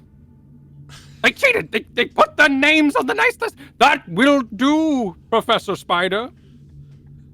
That will do. The final gift awaits for you in the center of the room, as well as your freedom there beyond. Thank you so much for participating, and have a Merry Christmas. And so you find yourself in the room with the door closed behind you, the present being the only thing in here outside of the speaker and the closed-circuit video camera. Well, I believe the bravest among us should participate in the spoils first, so y'all just walk over there and get that there, Captain Brave. You and your ghost buddy. Just go open that gift up and you tell us what's in there. I do agree. It should be the bravest of us. Riley, as the person who faced death literally this day, I think you should probably be the one to open the gift. Oh yeah, no need to squabble. Although something doesn't quite sit right. As she walks to the present to open it. It has a large bow up top. Both pull strings of it are loose and ready to be unraveled. Riley's gonna roll a perception check here. Okay. You sense duplicity at the end. I think that is cunning and smart. Yeah, you know, when someone kidnaps you, a lot of the time I don't think they like to let you go. A 13 for perception. To see if anything seems off.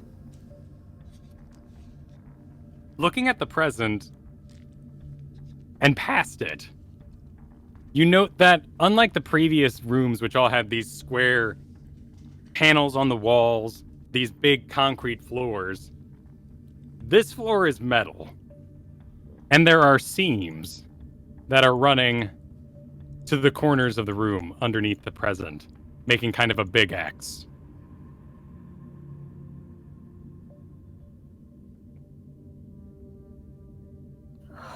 Oh, that doesn't look promising at all, does it? What She is points it that out to everyone. Say, oh, When she points it out, you can clearly see these seams. that seems concerning. That seems like perhaps this floor might have some sort of trickery about it.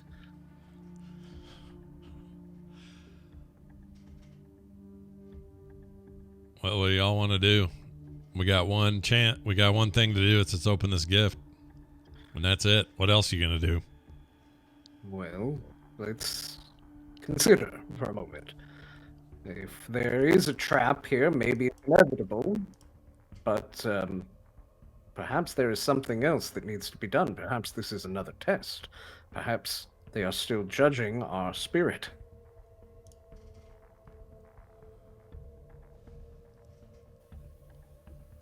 Okay, so let's check around the room. Maybe there's something else on the walls? Maybe? Yes, let's have a look. All right, everyone can roll new and fresh perception checks. 13 again. 14. Hold on. That's wrong. 8. It'd be higher in the desert. Darnell, wishing he was in the desert, stands in the corner trying to look busy. Yeah. Riley and Devanos, you all start circling the room, and you find hinges at each side. There's a hinge near the floor, disguised under some dust. 8 of them in total, 2 on each side.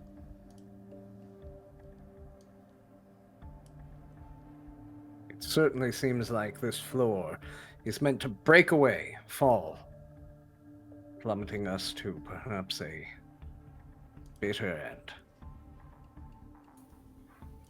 You think maybe there's a way we can stick the hinges, you know? Or prevent ourselves from falling, at the very least. There's a camera mounted on the wall, right? Mm-hmm.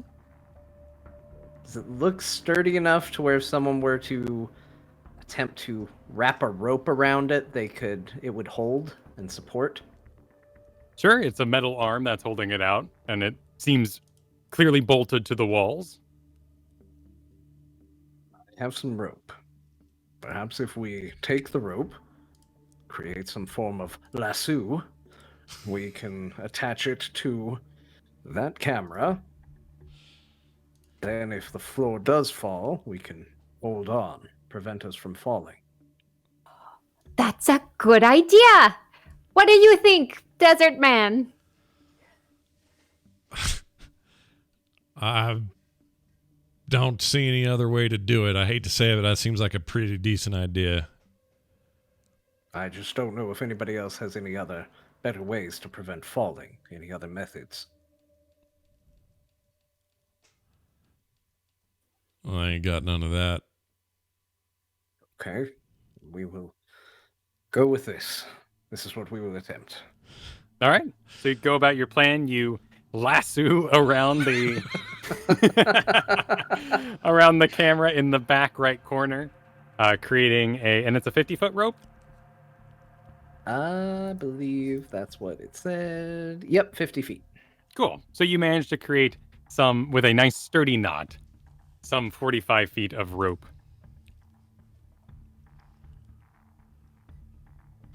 All right, who wants to be the one to go get the present? Well, now, knowing if I ask you, you'll either have a ghost or the lady do it, I think I'm just going to go ahead and volunteer. One more thought. If this is a test to check our Christmas spirit, remember, the true spirit of the holiday is to give gifts, not receive them. If possible, perhaps you should give the gift to Riley. Have her open it. See if that works. Again, not a bad idea. All right, I'm going in. And I'll start inching toward the... I'm going to slowly walk toward that gift. Just taking it easy. What's happening with the rope right now? Oh, yeah, where's the rope? I'm holding on to it. Riley's holding on. Okay. Do I have a piece of this rope at all? I don't, do I? No, you're on the far side of the room right now, away from the rope. You should definitely hold on to the rope. Well, how am I going to get this gift? Give me a length of the rope, and I'll take the tail end of it and walk with it. Cool. Well, it's a 45-foot rope tied to the wall, and this is a 50-foot wide room, so you got more than enough slack rope to get yourself tied up at the end. Okay. I will do that. Tie it around my waist. Cinch it real good. I'm good at knots. Not really. I'm not proficient in knots. I just said that. All right, I'm going to go Roll a with- survival check. Okay. Show us your knot prowess. That would be a 23. That's pretty good knotting. Yeah. That's beautiful. The monkey's paw? What do you go with? Butterfly? I do a monkey's paw, actually. Perfect. I remember that from Scouts. All right, so I'm nice and tight and secured. I will inch over there and reach down and grab it. I'm not going to open it. And I will pick it up, assuming I can pick it up. It's a bit heavy. You're going to have to put your back into it. Okay, I'll do that. Strength check. Go for it. All right. Come on. 13. All right. You squat down effectively enough. Not hurting your back or anything, but you're an older gentleman from the waist. Yeah. You lift right, and you raise up the box. And as you do so, the bottom spills out coal all over the floor. And these are big chunks, about half a foot wide in diameter. Oh, jeez. And they just start spilling everywhere. And as they do, the various metal bits that made up the box's underside, much like you're taking off the top of a jewelry presentation box, those fold in, and immediately the triangular pieces that make up this floor start to give way. Everyone make a dexterity saving throw.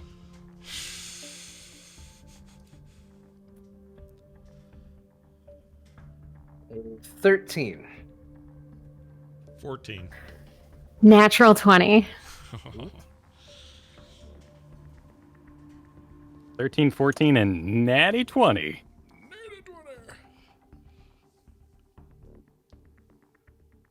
All right, 1 second here.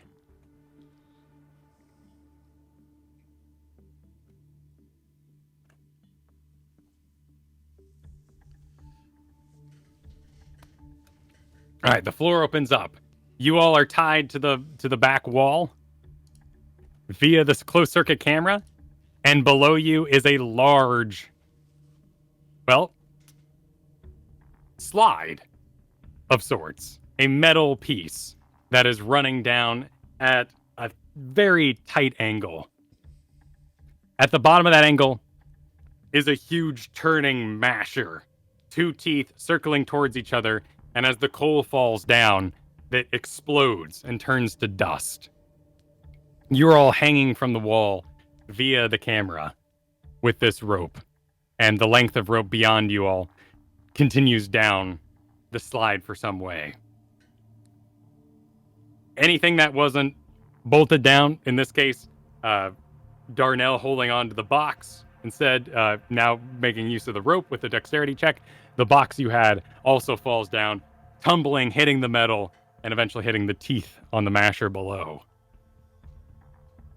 But everyone succeeded. You're now dangling by rope above this slide.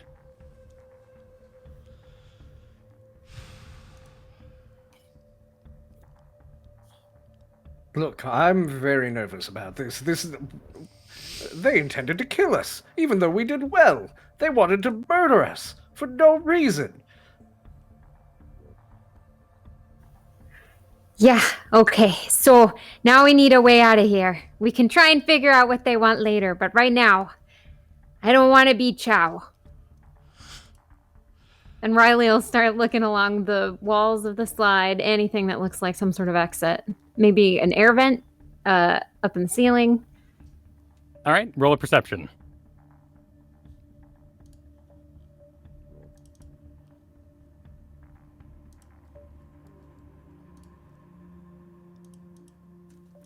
$17. 17. You notice the very thing you were looking for. About 20 feet down the slide, in the ceiling, is an air vent with a foot between each grating. Metal matches the metal of the slide in the surrounding area.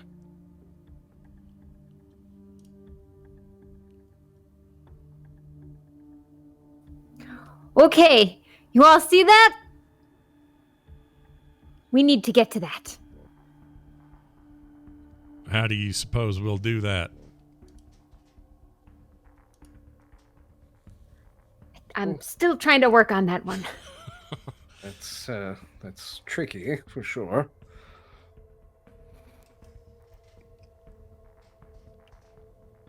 Anything that shitty ghost y'all got can do? How close does the rope come to the grating? So the rope is running down to this point here on the slide. The grating would be right here, 10 feet above it. So Okay. you've got, I guess, with Pythagorean theorem, you got, 15 feet to cover by the end of the rope and to the grating?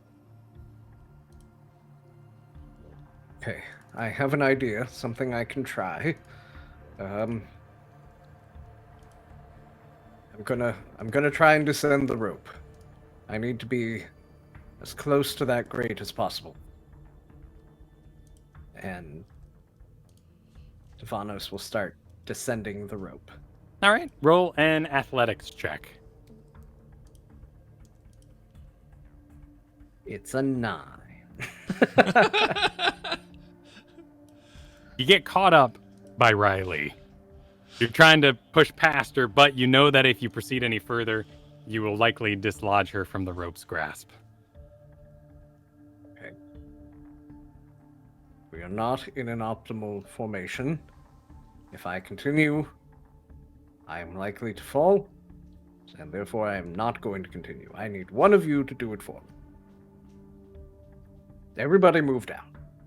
Let's all move down together. All right. All right. Everyone make athletics checks. Second jock check. 14. So bad. It's one of my highest bonuses is so bad.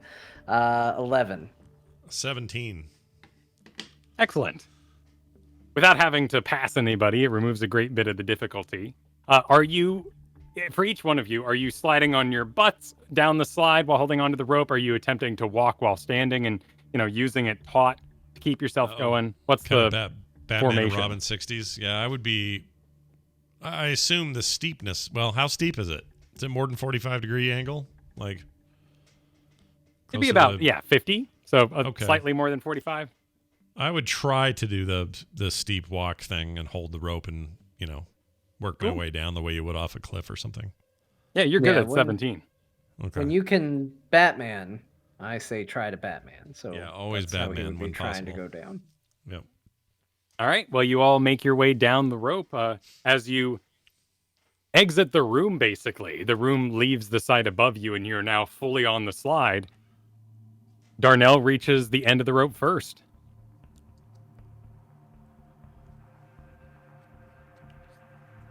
All right. And you would Okay. still be in your previous marching order, basically, with Darnell, Riley, and then Devanos bringing up the back. Can And you can I- see into the vent from where you are? Is there room for a person? Can you? Let Is me it- look. I'll see. Can I see? Is it dark or is it lit up? What can you see? Do you have any way to illuminate the great beyond? I don't. The great beyond. I have nothing that'll do that. Best I could do is just eyeball it. Can I tell from there, even with a perception check or anything, that if it's open, closed? Yeah, go for No. the perception. All right.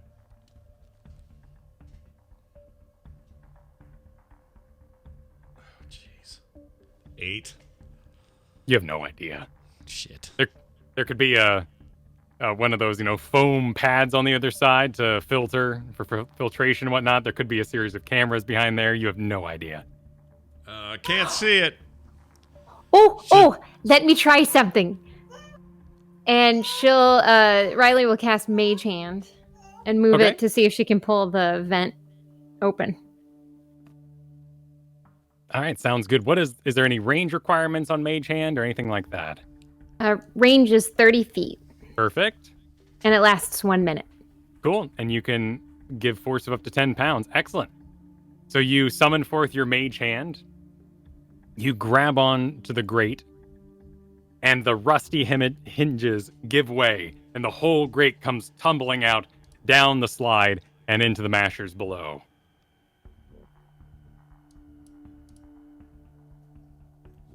Excellent. Excellent. Now, I just need to be able to see it. Now, I saw you do a trick with your nose earlier, making it brighter. Can you do that trick again? Oh yes, but my aim is not very good. So Ranger, do you have something we can toss into the vent? I can fire an arrow in there. Oh, good, good. And Riley will kind of reach over and cast light on one of the arrows. All right, excellent. So you have a shiny arrow. How are you going to hold onto the rope and use the bow at the same time? Well, I'm tied to it, so I should be able to. If I've still got that sturdy sort of stance going, I should be able to stay standing, get the bow out. Rope will be taut around my waist, and then aim for the vent. That's fair. You arranged your monkey's knot earlier, and so you rearranged it when you reached the bottom here. Do I need to do like a... Yep, make your ranged attack. All right, let's do an attack.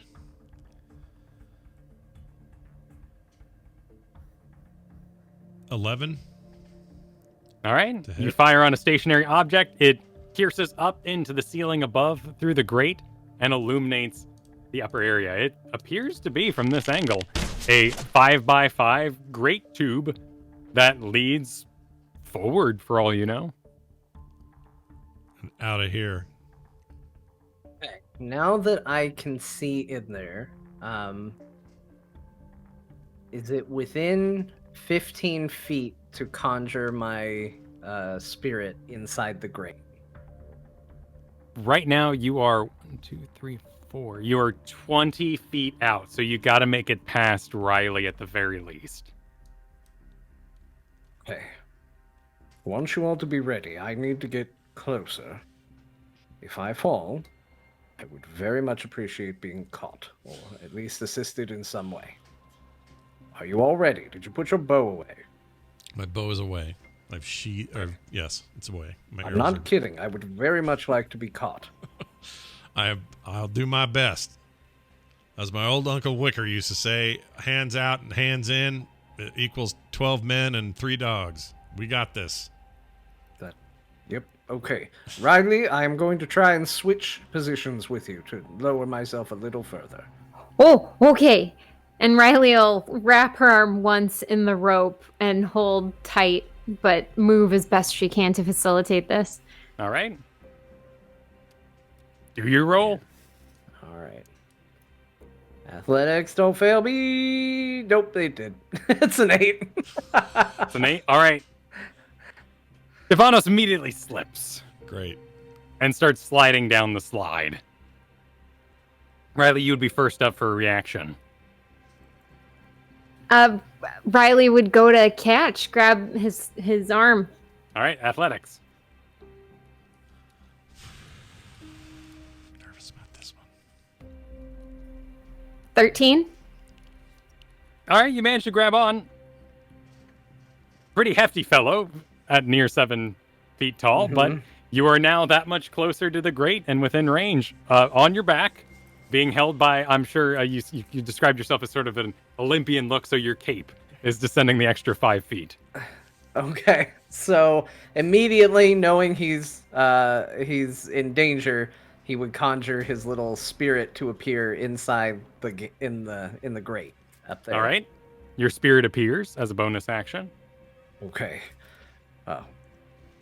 Watch this. And in that moment, the Devanos' body begins trembling and vibrating and shaking, and you can see the spirit doing the same exact thing, and then there would be a shift, and suddenly the thing that Riley is holding would become intangible, and physically Devanos would appear in the grate.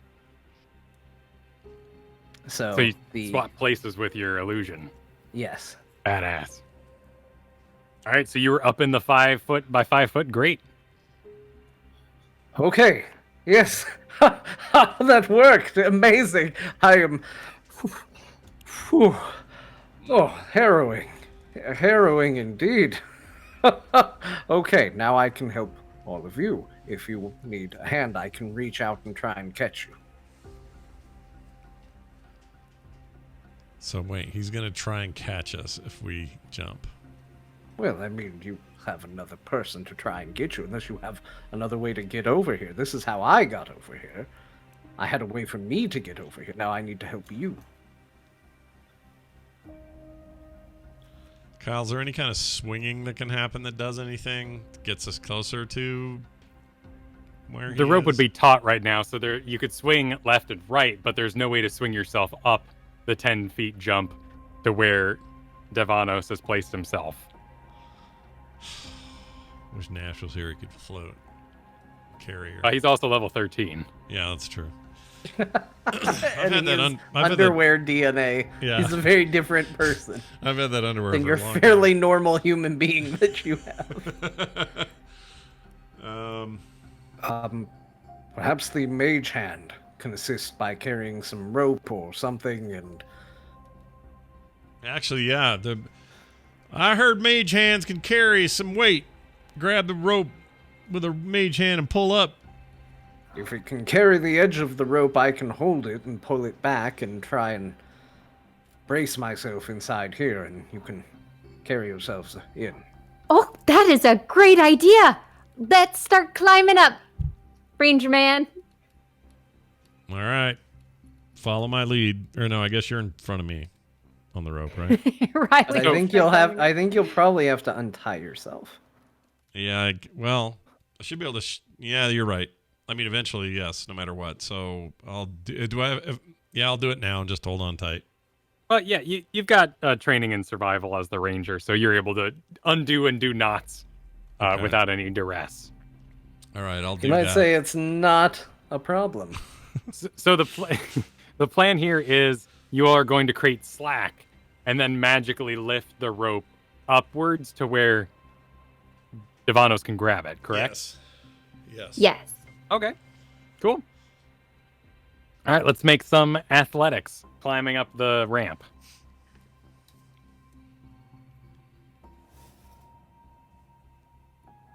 Ooh, nat 20. All right. 4. That's a problem Well- if she's in front of me and I got a nat There's 20. some opposites. Yeah. How are we gonna do that? Because she's ahead of me. Well, you're about to get pretty personal. Riley slips, but Darnell is rather experienced at climbing ropes and whatnot, and provides plenty of body to catch her and make sure she stays connected. As it's not a one, you don't let go of the rope, Riley. You merely have all your weight resting on Darnell right now. Oh Lord. And there's a lot of weight. I say as we work our way up. Oh, I'm so sorry. I am so sorry. The two of you together, powered by the natural 20, managed to create that 15 feet of slack you need in order to, and with the untied knot, regaining some 10 foot of rope here from Darnell, you're able to float it with the mage hand up to Devanos. All right, nice. I Okay. will. Devanos will take the rope, start pulling it back as he kind of pulls his way back into the vent. There's not enough for that, though. You grab it, basically, and you're holding the frayed edge at the end of your Oh. hands. Okay. As much as I can, wrap it around my hand, and then I'm going to take out. I have a little hand axe for throwing, Okay. and I'm gonna take it and stick it into, like, slam it into the vent and try and hold on to it as an additional brace for support. So I'm not just bracing against smooth walls, but I actually have something to hold on to. Nice. So Tomb Raider pick climbing, you got yourself a little edge there to hold on to. Yeah. Cool. All right. Let's do some. And now what's the plan? To You gotta- shimmy across. You got a taut rope. Yeah, it's time to shimmy. All right. Let's first get the athletics out of Devanos. Okay. See if we get an 8 again. Well, finally a decent roll. 17. Okay, you're braced. You're braced. It's going to be a lot of weight, but you're ready. Let's start with Darnell. Okay. What do I have to do? Well, someone's got to shimmy first. Someone's working as the anchor here. So either you're going to hold the rope on your side while Riley shimmies across, or you're going to go first and then have her go second. Darnell is going to assume that she has a better strength modifier than he does. Because she's a strong lady. And it isn't really my bag. So I'm going to suggest I go first. Okay. Go for it. All right. So, ma'am, if it's no skin off your nose, I believe I should go first, since I'm trying to be not indelicate here with my words, but I'm a little unsure I'll be able to manage your traversal by being an anchorman on this side, if you get my meaning.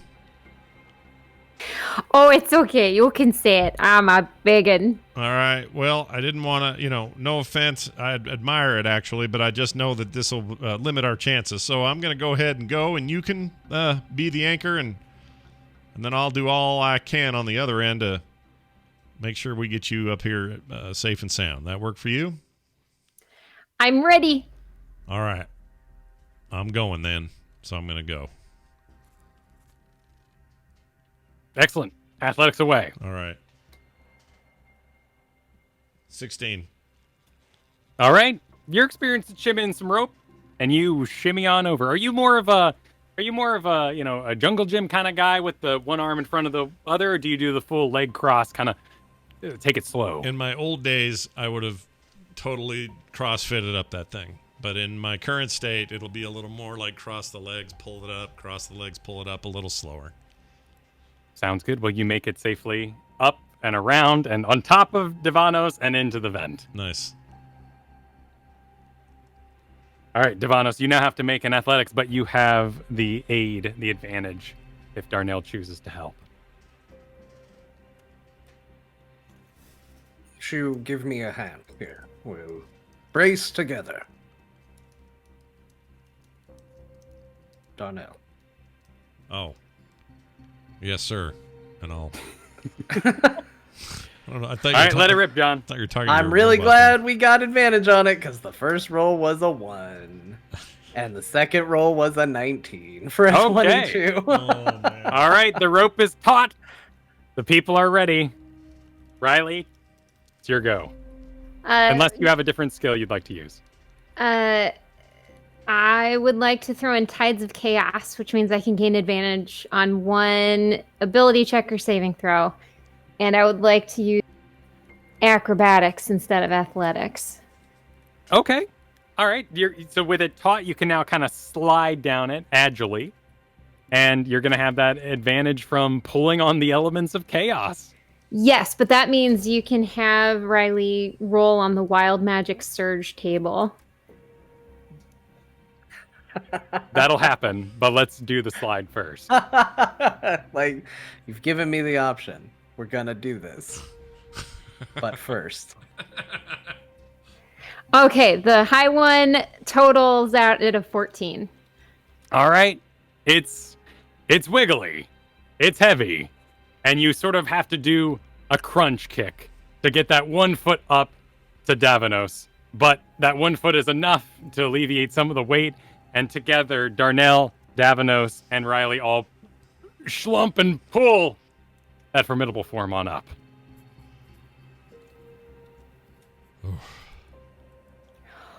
Oh, that was exciting. Speaking of exciting, Absolutely roll was. a 100-sider. Oh, boy. Whoa, everybody? Nope, just Riley. Oh. Okay, 88. 88. I rolled it just for fun and got a 69, so I just wanted to say. Oh, good. I'm Nice. happy. It's a good contribution. Merry Christmas. Well, all too late, but such is the whims of magic. Riley, you gain fly. Wow.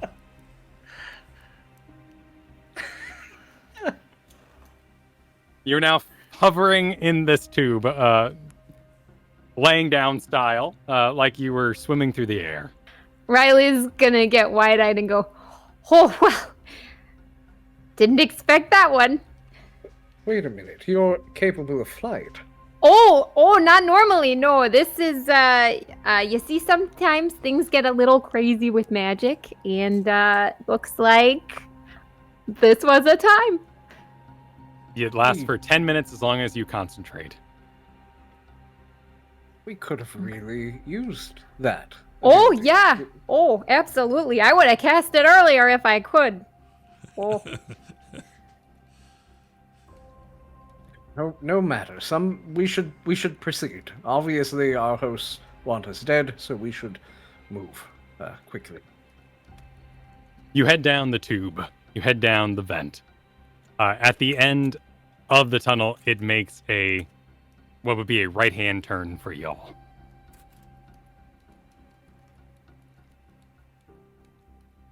All right, we'll proceed. You proceed, and it makes a slight incline, heading upward. And as you climb, you see that it comes to an end. And the floor beyond is a strong grate of metal.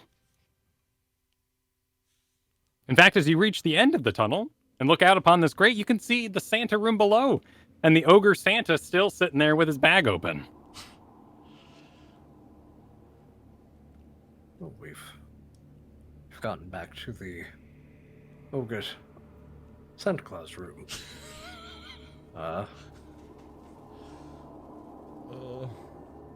does anybody have any ideas on how to proceed? So you say it's below us? We can see it? Yeah, and as you look out, this is not to scale on this, by the way, you see these tiny little creatures, these tiny ice bats, imps, skittering about. And as they go to one corner in one part of the grating, there's about 10 of them in all. They rub their hands together, and a bit of snow falls down in between, and then they hop along and go to another area and rub their hands, and snow falls through the grate for the room below.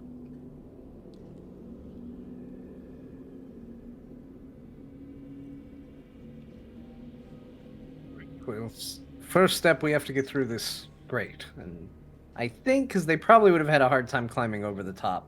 Devanos is probably in the lead, right? Correct.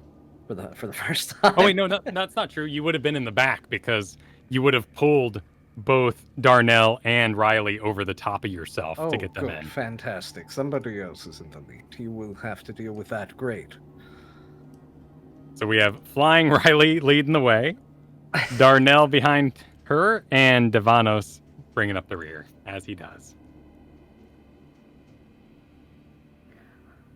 so we just keep going, I guess. Just keep going. Only way is forward.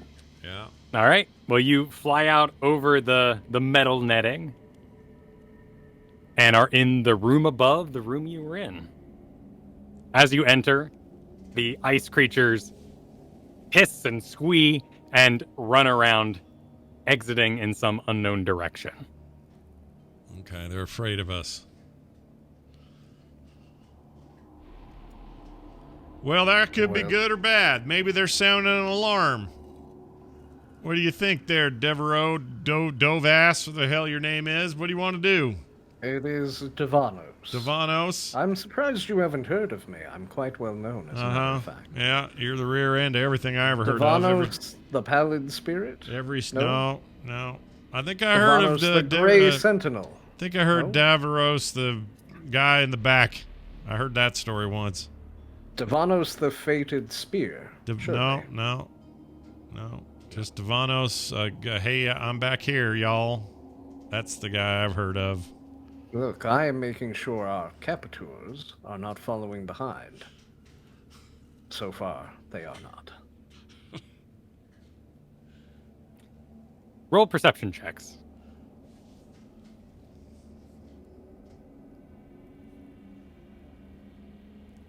A 15.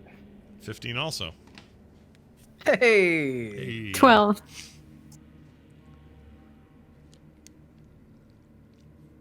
All right. Darnell and Devanos, while Riley is flying about and enjoying her newfound freedoms of the air, you note that there is another hole 10 feet above you in the center of the room. So you've entered into this large metal net that runs over the top of the previous Santa room, and right in the center is a 10-foot by 10-foot hole, clearly crafted, and also has teeth along the sides, like those you might find holding on to various gears and wheels. Oh, yes, the mechanism from which Santa was deposited.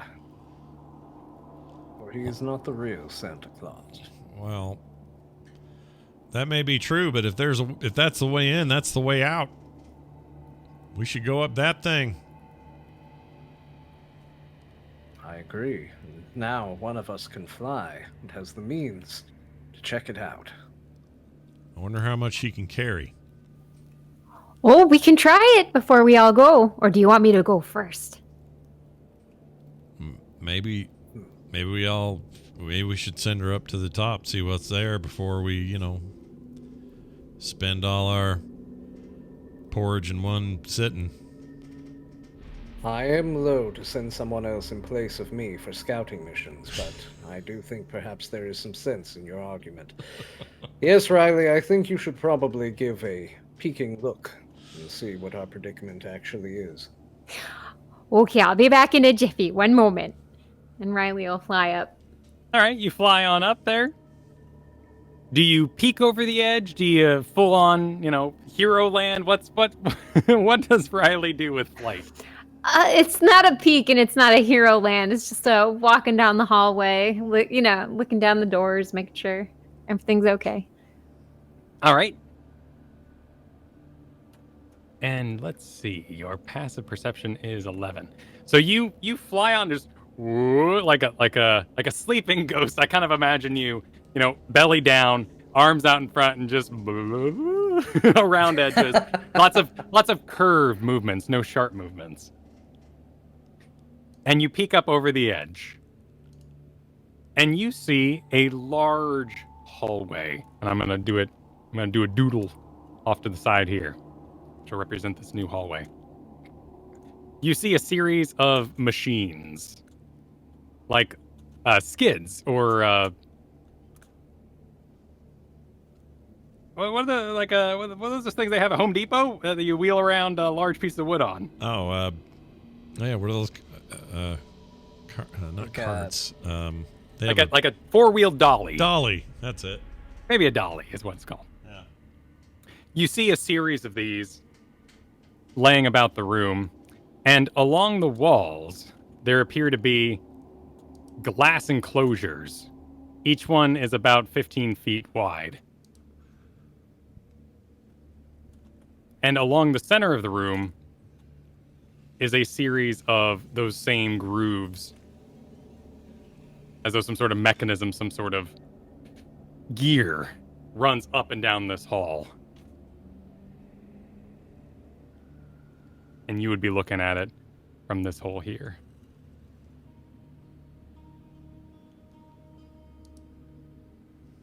A door on the far side is visible. Cool. She'll see that and then fly down and report and try to start picking them up without asking. Cool. Riley starts to lift you. Do you over the shoulder? What's a lift and? Oh, well, like footballer, we're definitely doing over the shoulder. Mom's not dealing with this. We're moving. Who are you picking up first? The old man. Okay. I'll gladly, let's go. I would be fine Cool. with this. Make a athletics check, Riley. Right. Me or her? Both of us? Riley. Oh.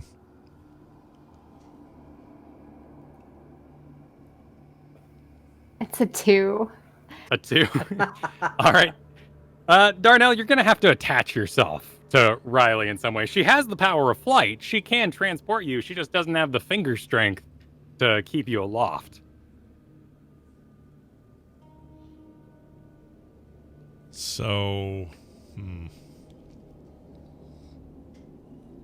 there much I can do, or am I just going to drop?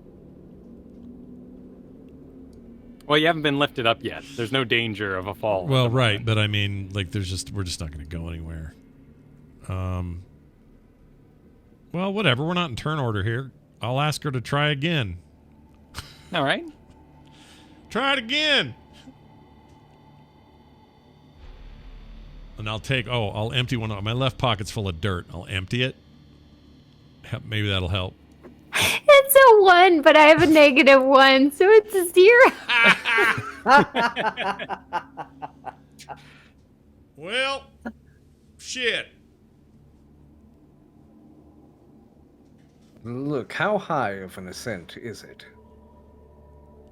10 feet up, 10 feet tube, basically, that you'll be crossing to. 10 So feet? 20 feet in total. And there's no... You said these teeth on the sides, like Gear's teeth. Yeah, Are they climbable? they are. You just have to make the first 10 feet. I could do that. Oh, All you right. mean the first 10 feet to get to the teeth? Yeah. Exactly. I would imagine I'd be able to jump that high. I could try. Okay. Why don't you I'll try and hold on now. If that's true, you can boost me first. Put my foot in your palm, boost me up there. I'll grab the teeth, start climbing. Then if you can reach it without a boost, you do it. Mister in the rear. You are a clever individual. That is very smart. I am strong and I could boost you. Yes, I will do this. All right. He's All right, gonna- with no threat of time underway, and Riley is slipping on the dirt that you removed from your pockets. Darnell is boosted up by Devanos, and Riley, you are free to move about to where you want. Yep, she'll go to the room. All right, so you fly up. Darnell, you reach the teeth and are able to climb up these side grooves Mhm. rather easily. Okay. Devanos, roll a perception check. Uh-oh. Okay. I don't like the sound of that. A 20. Dirty 20. 20. Nice. Looking below you, below your feet, below this tube, you see that this is yet another hinge platform you're standing on. Rather sturdy at the moment. But however this mechanism works, it clearly deposited the Santas and the various reindeer through what's below your feet. But looking up, you hear something echoing around the loudspeakers, a distant conversation. You hear that same voice from earlier. They didn't go through the teeth. I told you they were going to escape. They're clever. They're clever. Well, why don't you do something about it then, They could be lost forever in the ward. No matter. We have our test results. You're a disgrace, Dr. Spider. A disgrace to us all. I will deal with this personally. Seems to end at that point. All right. Just as a precaution, I'm going to have the ghostly form appear offside of the... Is there room for it to stand offside the metal teeth? Like Sure. on a more secure part of the platform? So I will have it stand there with the idea of if something were to fall or trigger, I could swap positions with it again. And then I will go and try and take a running leap to jump up and grab one of the mechanisms. Excellent. Athletics away. Well, I'm very strong, but it is a 7. But you're 7 feet tall? Yeah. I mean, you managed to hook a hand around one of these teeth. You're dangling, though. Oh, pull me up. Help. Give me a hand. Help. I'll reach out to help. Darnell helps you up a bit, and you manage to make the way. Oh, thank you. Riley, Well, strangely floating side to the side, watches on. Thank you. We'll climb on up. Let's go. You all make it to the top. And each one of these rooms, these enclosures, these cells, is built on its own track that leads out into the center room onto those same grooved teeth, and then would head to where you now stand, down the tube behind you, and deposit into the room below. In fact, looking at the length of this room, which goes basically the entire complex you just experienced, there is another hole in the middle, and then a small hole on the side by the final door at the end. It appears to be this is where they were feeding the creatures below, and it's not quiet up here. There is growling, there is hissing, though the closest enclosures are empty. It seems we've reached the Menagerie. The Dark Menagerie.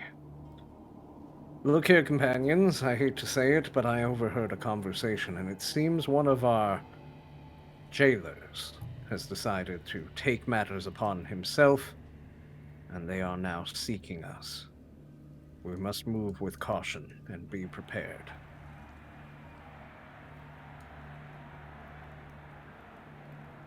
What's the march order? Or how do you explore this room? Well, it's less single file, right? Because we can spread out a little bit. Yeah, there's quite a bit of room here. It is a 50-foot wide room, hallway. I think it would be wise to fly quietly over the top, lest we rouse the creatures slumbering within these cages. Yeah, I would be inclined to try to stealth to the other side. Okay, let's roll some stealth checks, and we can give Riley advantage since she will not make any foot noises. All right.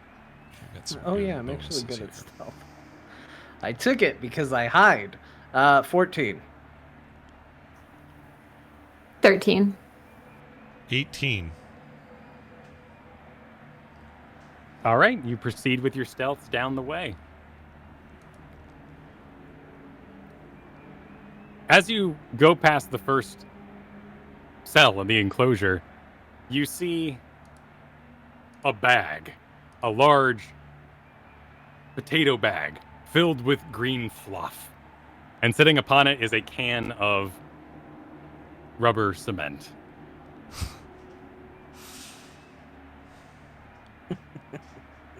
Continuing further, you all pass some kind of goat man enshrouded in mist. The mist is coming from a corncob pipe sticking out of his mouth. In a cage? Yeah, in the cage. Okay. To your right. All right. He places his hands against the glass and watches you float by. Clearly able to see past your various... Though he doesn't look at Darnell. Darnell is getting cover amongst these various dollies and whatnot in the room.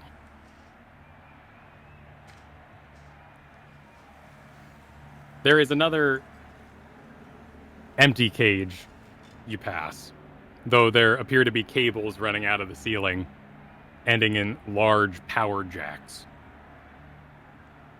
Continuing down the room and making your way into the center here, you see a hat violently slamming against the glass as you pass, bouncing around furiously. Just by itself? Yep, just a silk black hat. Interesting. Opposite that, there is a tall, skeletal figure, 13 feet tall, hunched over, its long fingers ending in icicles. And atop its head, askew, is a wicker hat with a blue ribbon. And as you make your way past the next hole, and you can look down the hole too, you see the snow room. And on the grate below, you see the various little ice creatures running around, and they're really working here. They're going, and they're dispensing, they're scratching their heads as hard as they can, creating snow from their bodies. And as you make your way past that, the door on the far end explodes open. Like explodes, and standing in the explodes, or just doorway opens really loudly. Like, how do you mean? Does it open really loudly, or is it? Like, yes. Okay. Opens loudly. All right. Is pushed open with great force. And standing in the way is a humanoid spider figure wearing a coat, a hat, but a professor's hat, a graduation hat, askew to the side, with the tassel hanging. She rolls perception and spots Riley hovering in the air. The spider's mandibles, its big face cheeks, flap back and forth and hiss. And you hear that voice from earlier, there they are! And reaching behind it onto its back butt, it pulls a large minigun around. Jeez. And it begins to spin. Roll initiative. Oh no. It's Professor Spider. Yeah. Hey, a 20. Oh, well, that's better than what I'll roll. A 12. A 6.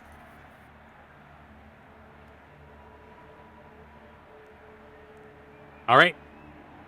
Devanos, you are up first. Right.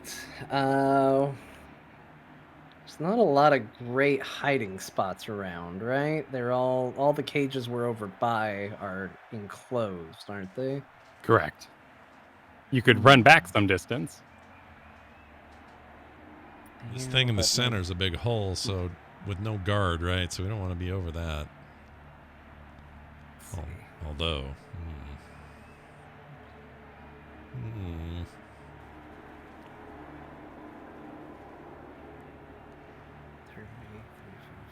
Okay. I'm gonna go. I'm gonna move back to the little pallet cart thing. Okay.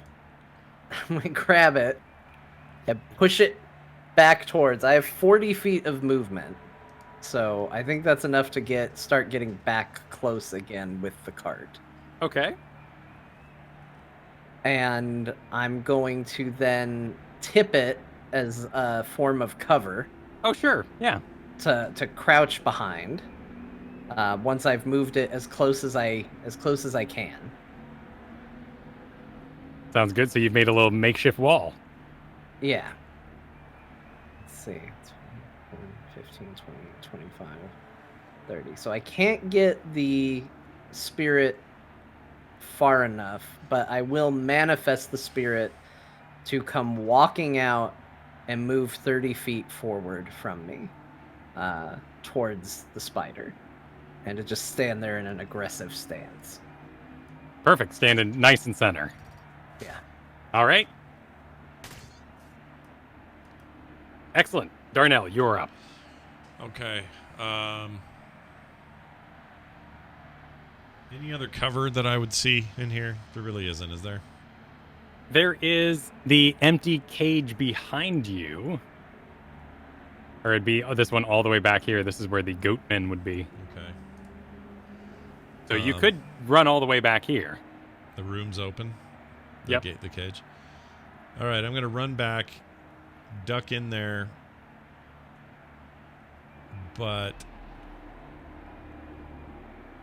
I will maintain line of sight with the spider guy. Cool. What do you want to do with your action? I'm going to I'm gonna burn my final spell slot and Hunter's Mark him. Perfect. So that's a bonus action. It is. So now I can actually fire. So this will be a longbow from there. Do it. Here we go. Here is hit. Oh, stop. Stupid thing. Okay, that'd be a 13 to hit. 13 to hit it's a hit. Oh, good. It's a hit. All right, so we got D8 plus 3 plus a D6. 13 points of damage. That's a good hit. Yeah. I'm happy with that. Very happy with it. All right, the spider curses in some sort of language you don't understand. The blow from the bow sticking out of her side. She pulls it out, Goes, no, you will not escape me! And unleashes across the room with this large minigun, firing straight at the illusion. Oh, good. Get it. Get that thing. It is a 18 versus your illusion. That hits it. All right. Illusion's blown away, but also taking the attack Blown of apart. Professor Spider. Riley, you were up. All right, Riley is going to cast Maximilian's Earthen Grasp again. Oh, very nice. Hell yeah. Yeah. I roll a strength check. Yes, strength 13. I got a 9. Ooh, nice. So let me roll the damage.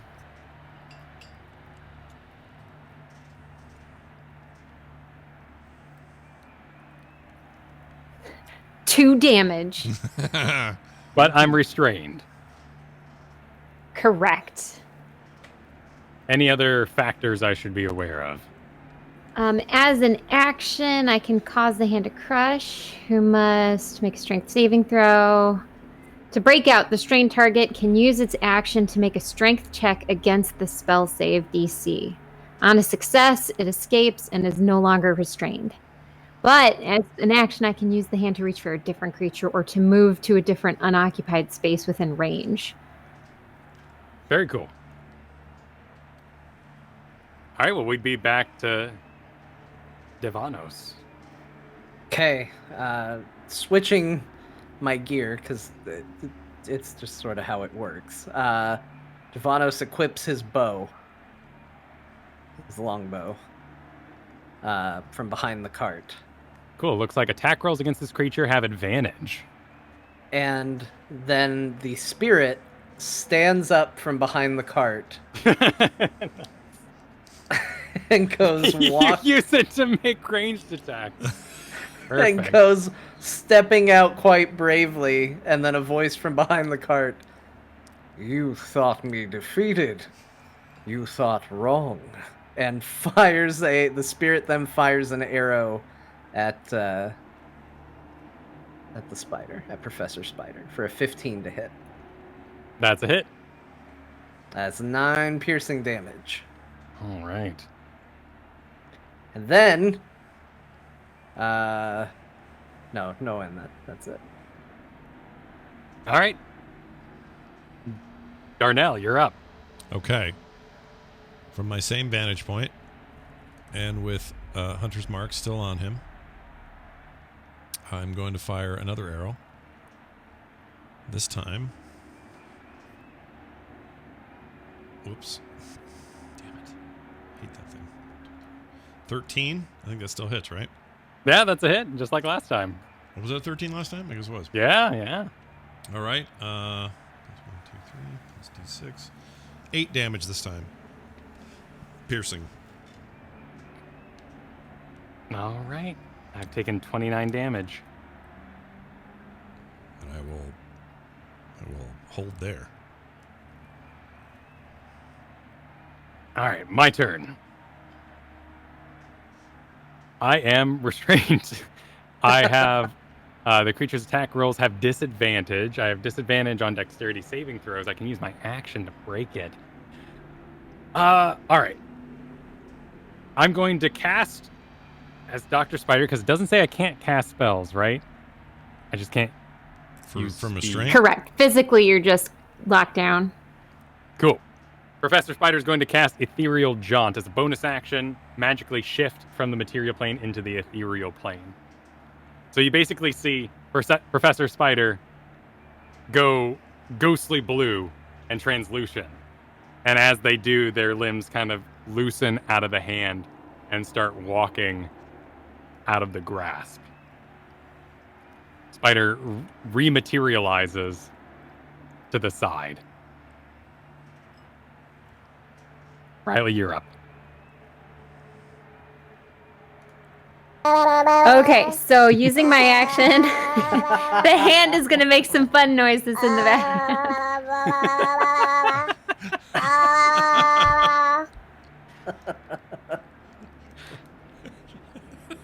How close is the spider, and has it rematerialized? It is 20 feet out, and yes, it has re-entered the material plane. Okay, so it looks like the hand has a range of 30 feet, so I'm going to spend my action to move to an unoccupied space within range of the spider. Oh, so you just shift the hand over. Uh-huh. Cool. And then I make another strength check? I'm actually not quite sure if that's next turn or not. I would assume it would have to make a check now, but I don't know, actually. Well, let's see the spell. Earthen Grasp. So as an action, you can cause the hand to crush. As an action, you can use the hand to reach for a different creature. Move the direction of occupied range. The hand releases the restrained creature if you do so. As an action, you can cause the hand to reach. I think with reach for a different creature, that would suggest and move to a different unoccupied space within range. I think that suggests you can reach for it, which means you can crush again. Yeah, even though I mean, I'll take it. Yeah. It's the same creature, Yeah. but he's effectively made himself separate. He's disappeared and came back. Yeah, so it costs your action to move it and reach is how I read that. So yeah, go for I go for a strength check. Yeah. I got a 19. Cool, you resist it. All right, I shrug off the spider or the earthen grasp. All right, Darnell is up. Get him, Darnell.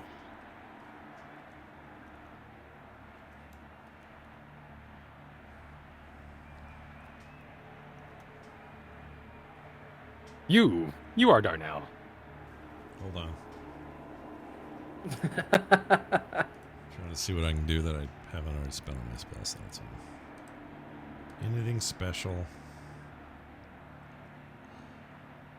All right. Well, now that's the question about Hunter's Mark. Did the fact that he left the ethereal left the ethereal plane and then came back, did it lose my mark? With ranged mark until the spell ends, you deal damage. No, it says until the spell ends. Okay. So I think you're safe. All right. I don't know. I've never had to think about it. All right.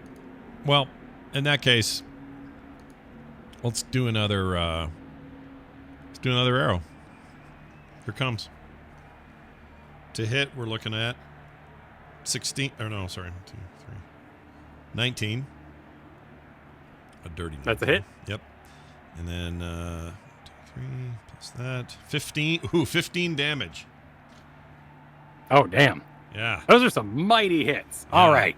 So basically what happened in a brief span of 3 rounds, so 18 seconds, Professor Spider, or at least a spider wearing Professor's clothes, kicked open a door, pulled out a minigun, fired, killed an illusion, then was accosted by 2 arrows for big damage.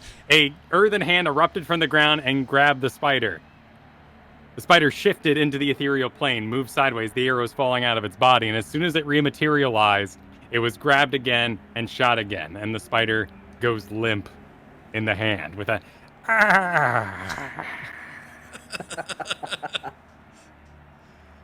As they do, a 4-inch long, 3-inch wide black object falls out of their jacket pocket, as well as a set of keys.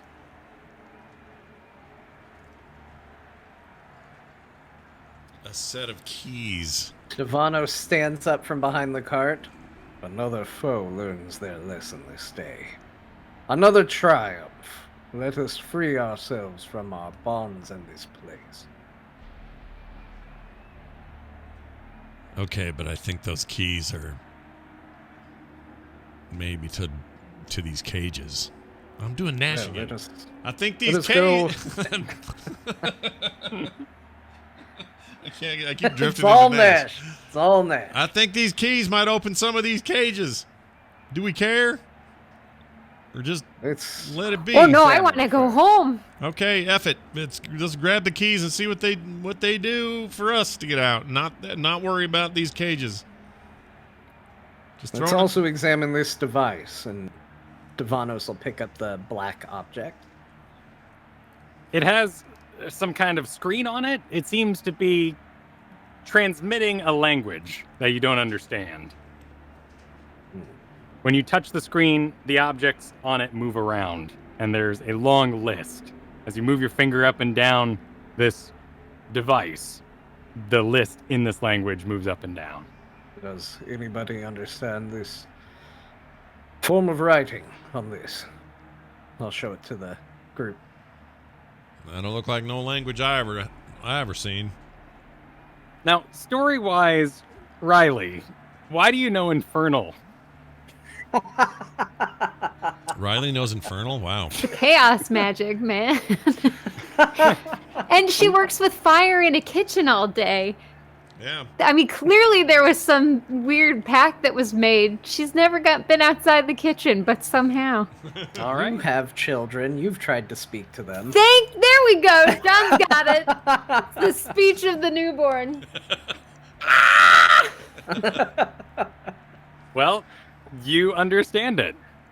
It is a series of locations. They're coordinates to be entered into a device that lead to the material plane.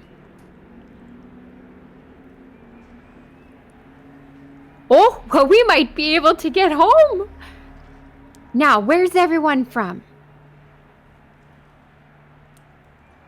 Oh, I don't rightly have an address. I just have a house on a hill and some land to work. I'm a bit of a nomad, so I'm from wherever I am. Riley will look for a house on a hill and wherever I am. You see no such things. She'll look for Earth. You see Earth under the listed material plane coordinates. Yes, that's it. Earth. Sorry, I was being too specific. Too poetic, really. It has to do with my soul. Riley's gonna click Earth and see what happens. All right, you click it. A code appears on the screen. 4, 7, 8, 2, 9, 8, 7, 3.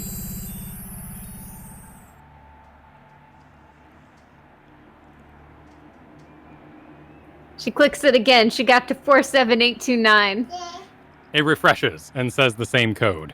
4, 7, 8, 2, 9, 8, 7, 3.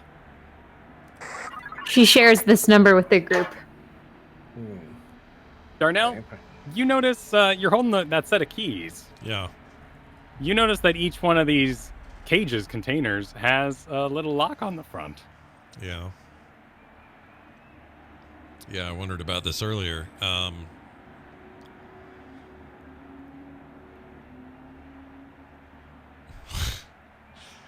mean, I'll ask the group again. Y'all, these look like they go to these locks. You sure we don't want to... These things seem hostile. They don't seem like the type to want to attack. Well, right now they're just chilling. They're not doing nothing. They're just sitting in there. If we can do it from the safety of a different room, I'm not opposed to liberating these creatures, but from a different room. Well, I don't know how the hell you do that. These are locks and keys. Can't do that from another room unless you take your mage hand out and do some real weird business. Well, there you go. She has a magical hand. Magic handed. I think you got to see it, though. We gotta figure out what to do to get back home first. Now, you've given us these numbers. Is there a place we are supposed to speak them? Write them? Riley will go through the device a bit more. Perhaps we must continue further before it is revealed to us. Well, probably. Oh, you don't see any additional information on the pad. I'll relay that. Why don't we see where this professor came from? Perhaps that will reveal a clue to our destiny. Well, my concern is the DM mentioned those locks again. That's usually a hint we're supposed to do shit with them.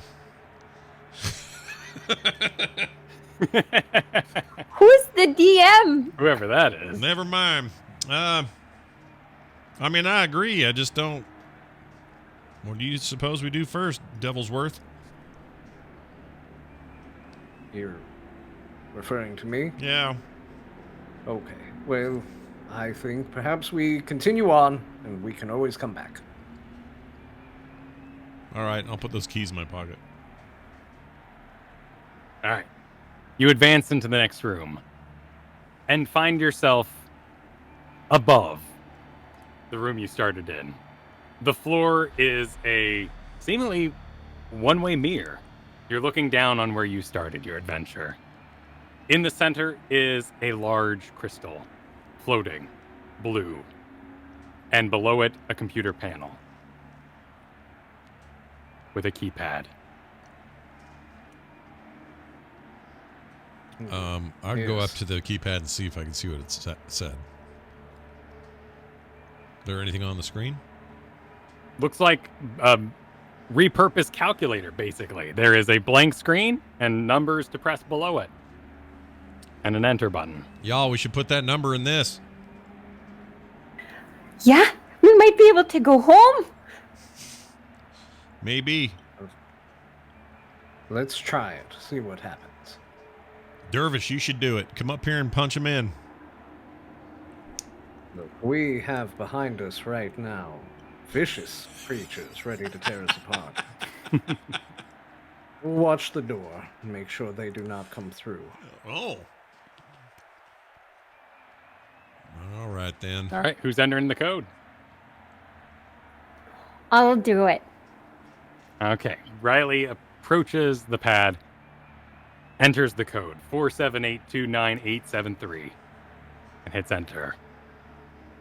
The blue light emanates out. Mist seems to fill the room, and you are all overcome with sleep. And you awaken. Some hours later, sun pouring through whatever tent, building, or house on a hill that you live in. It might have all been a bad dream. You have no idea if you'll ever see these companions, these Darnells and Devanoses, these Rileys. But you feel like you may have leveled up doing it. And you might see each other again. And such ends this Dr. Christmas tale. Yay! That was awesome, man. That was fantastic. Yeah, I love that. That was Thanks really for playing. great.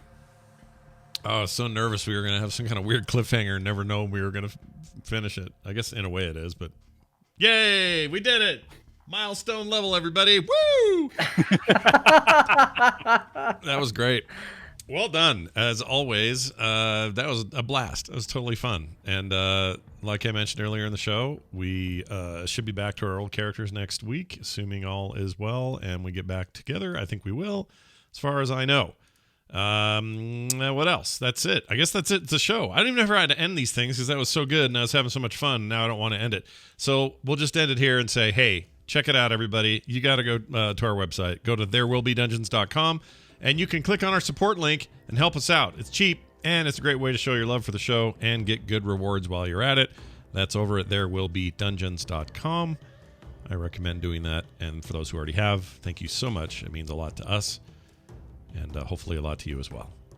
That's going to do it for this week. For Kristen, for Kyle, for me, for John and Baby Chunks, and for Bo, who's just away today. We'll see you next time.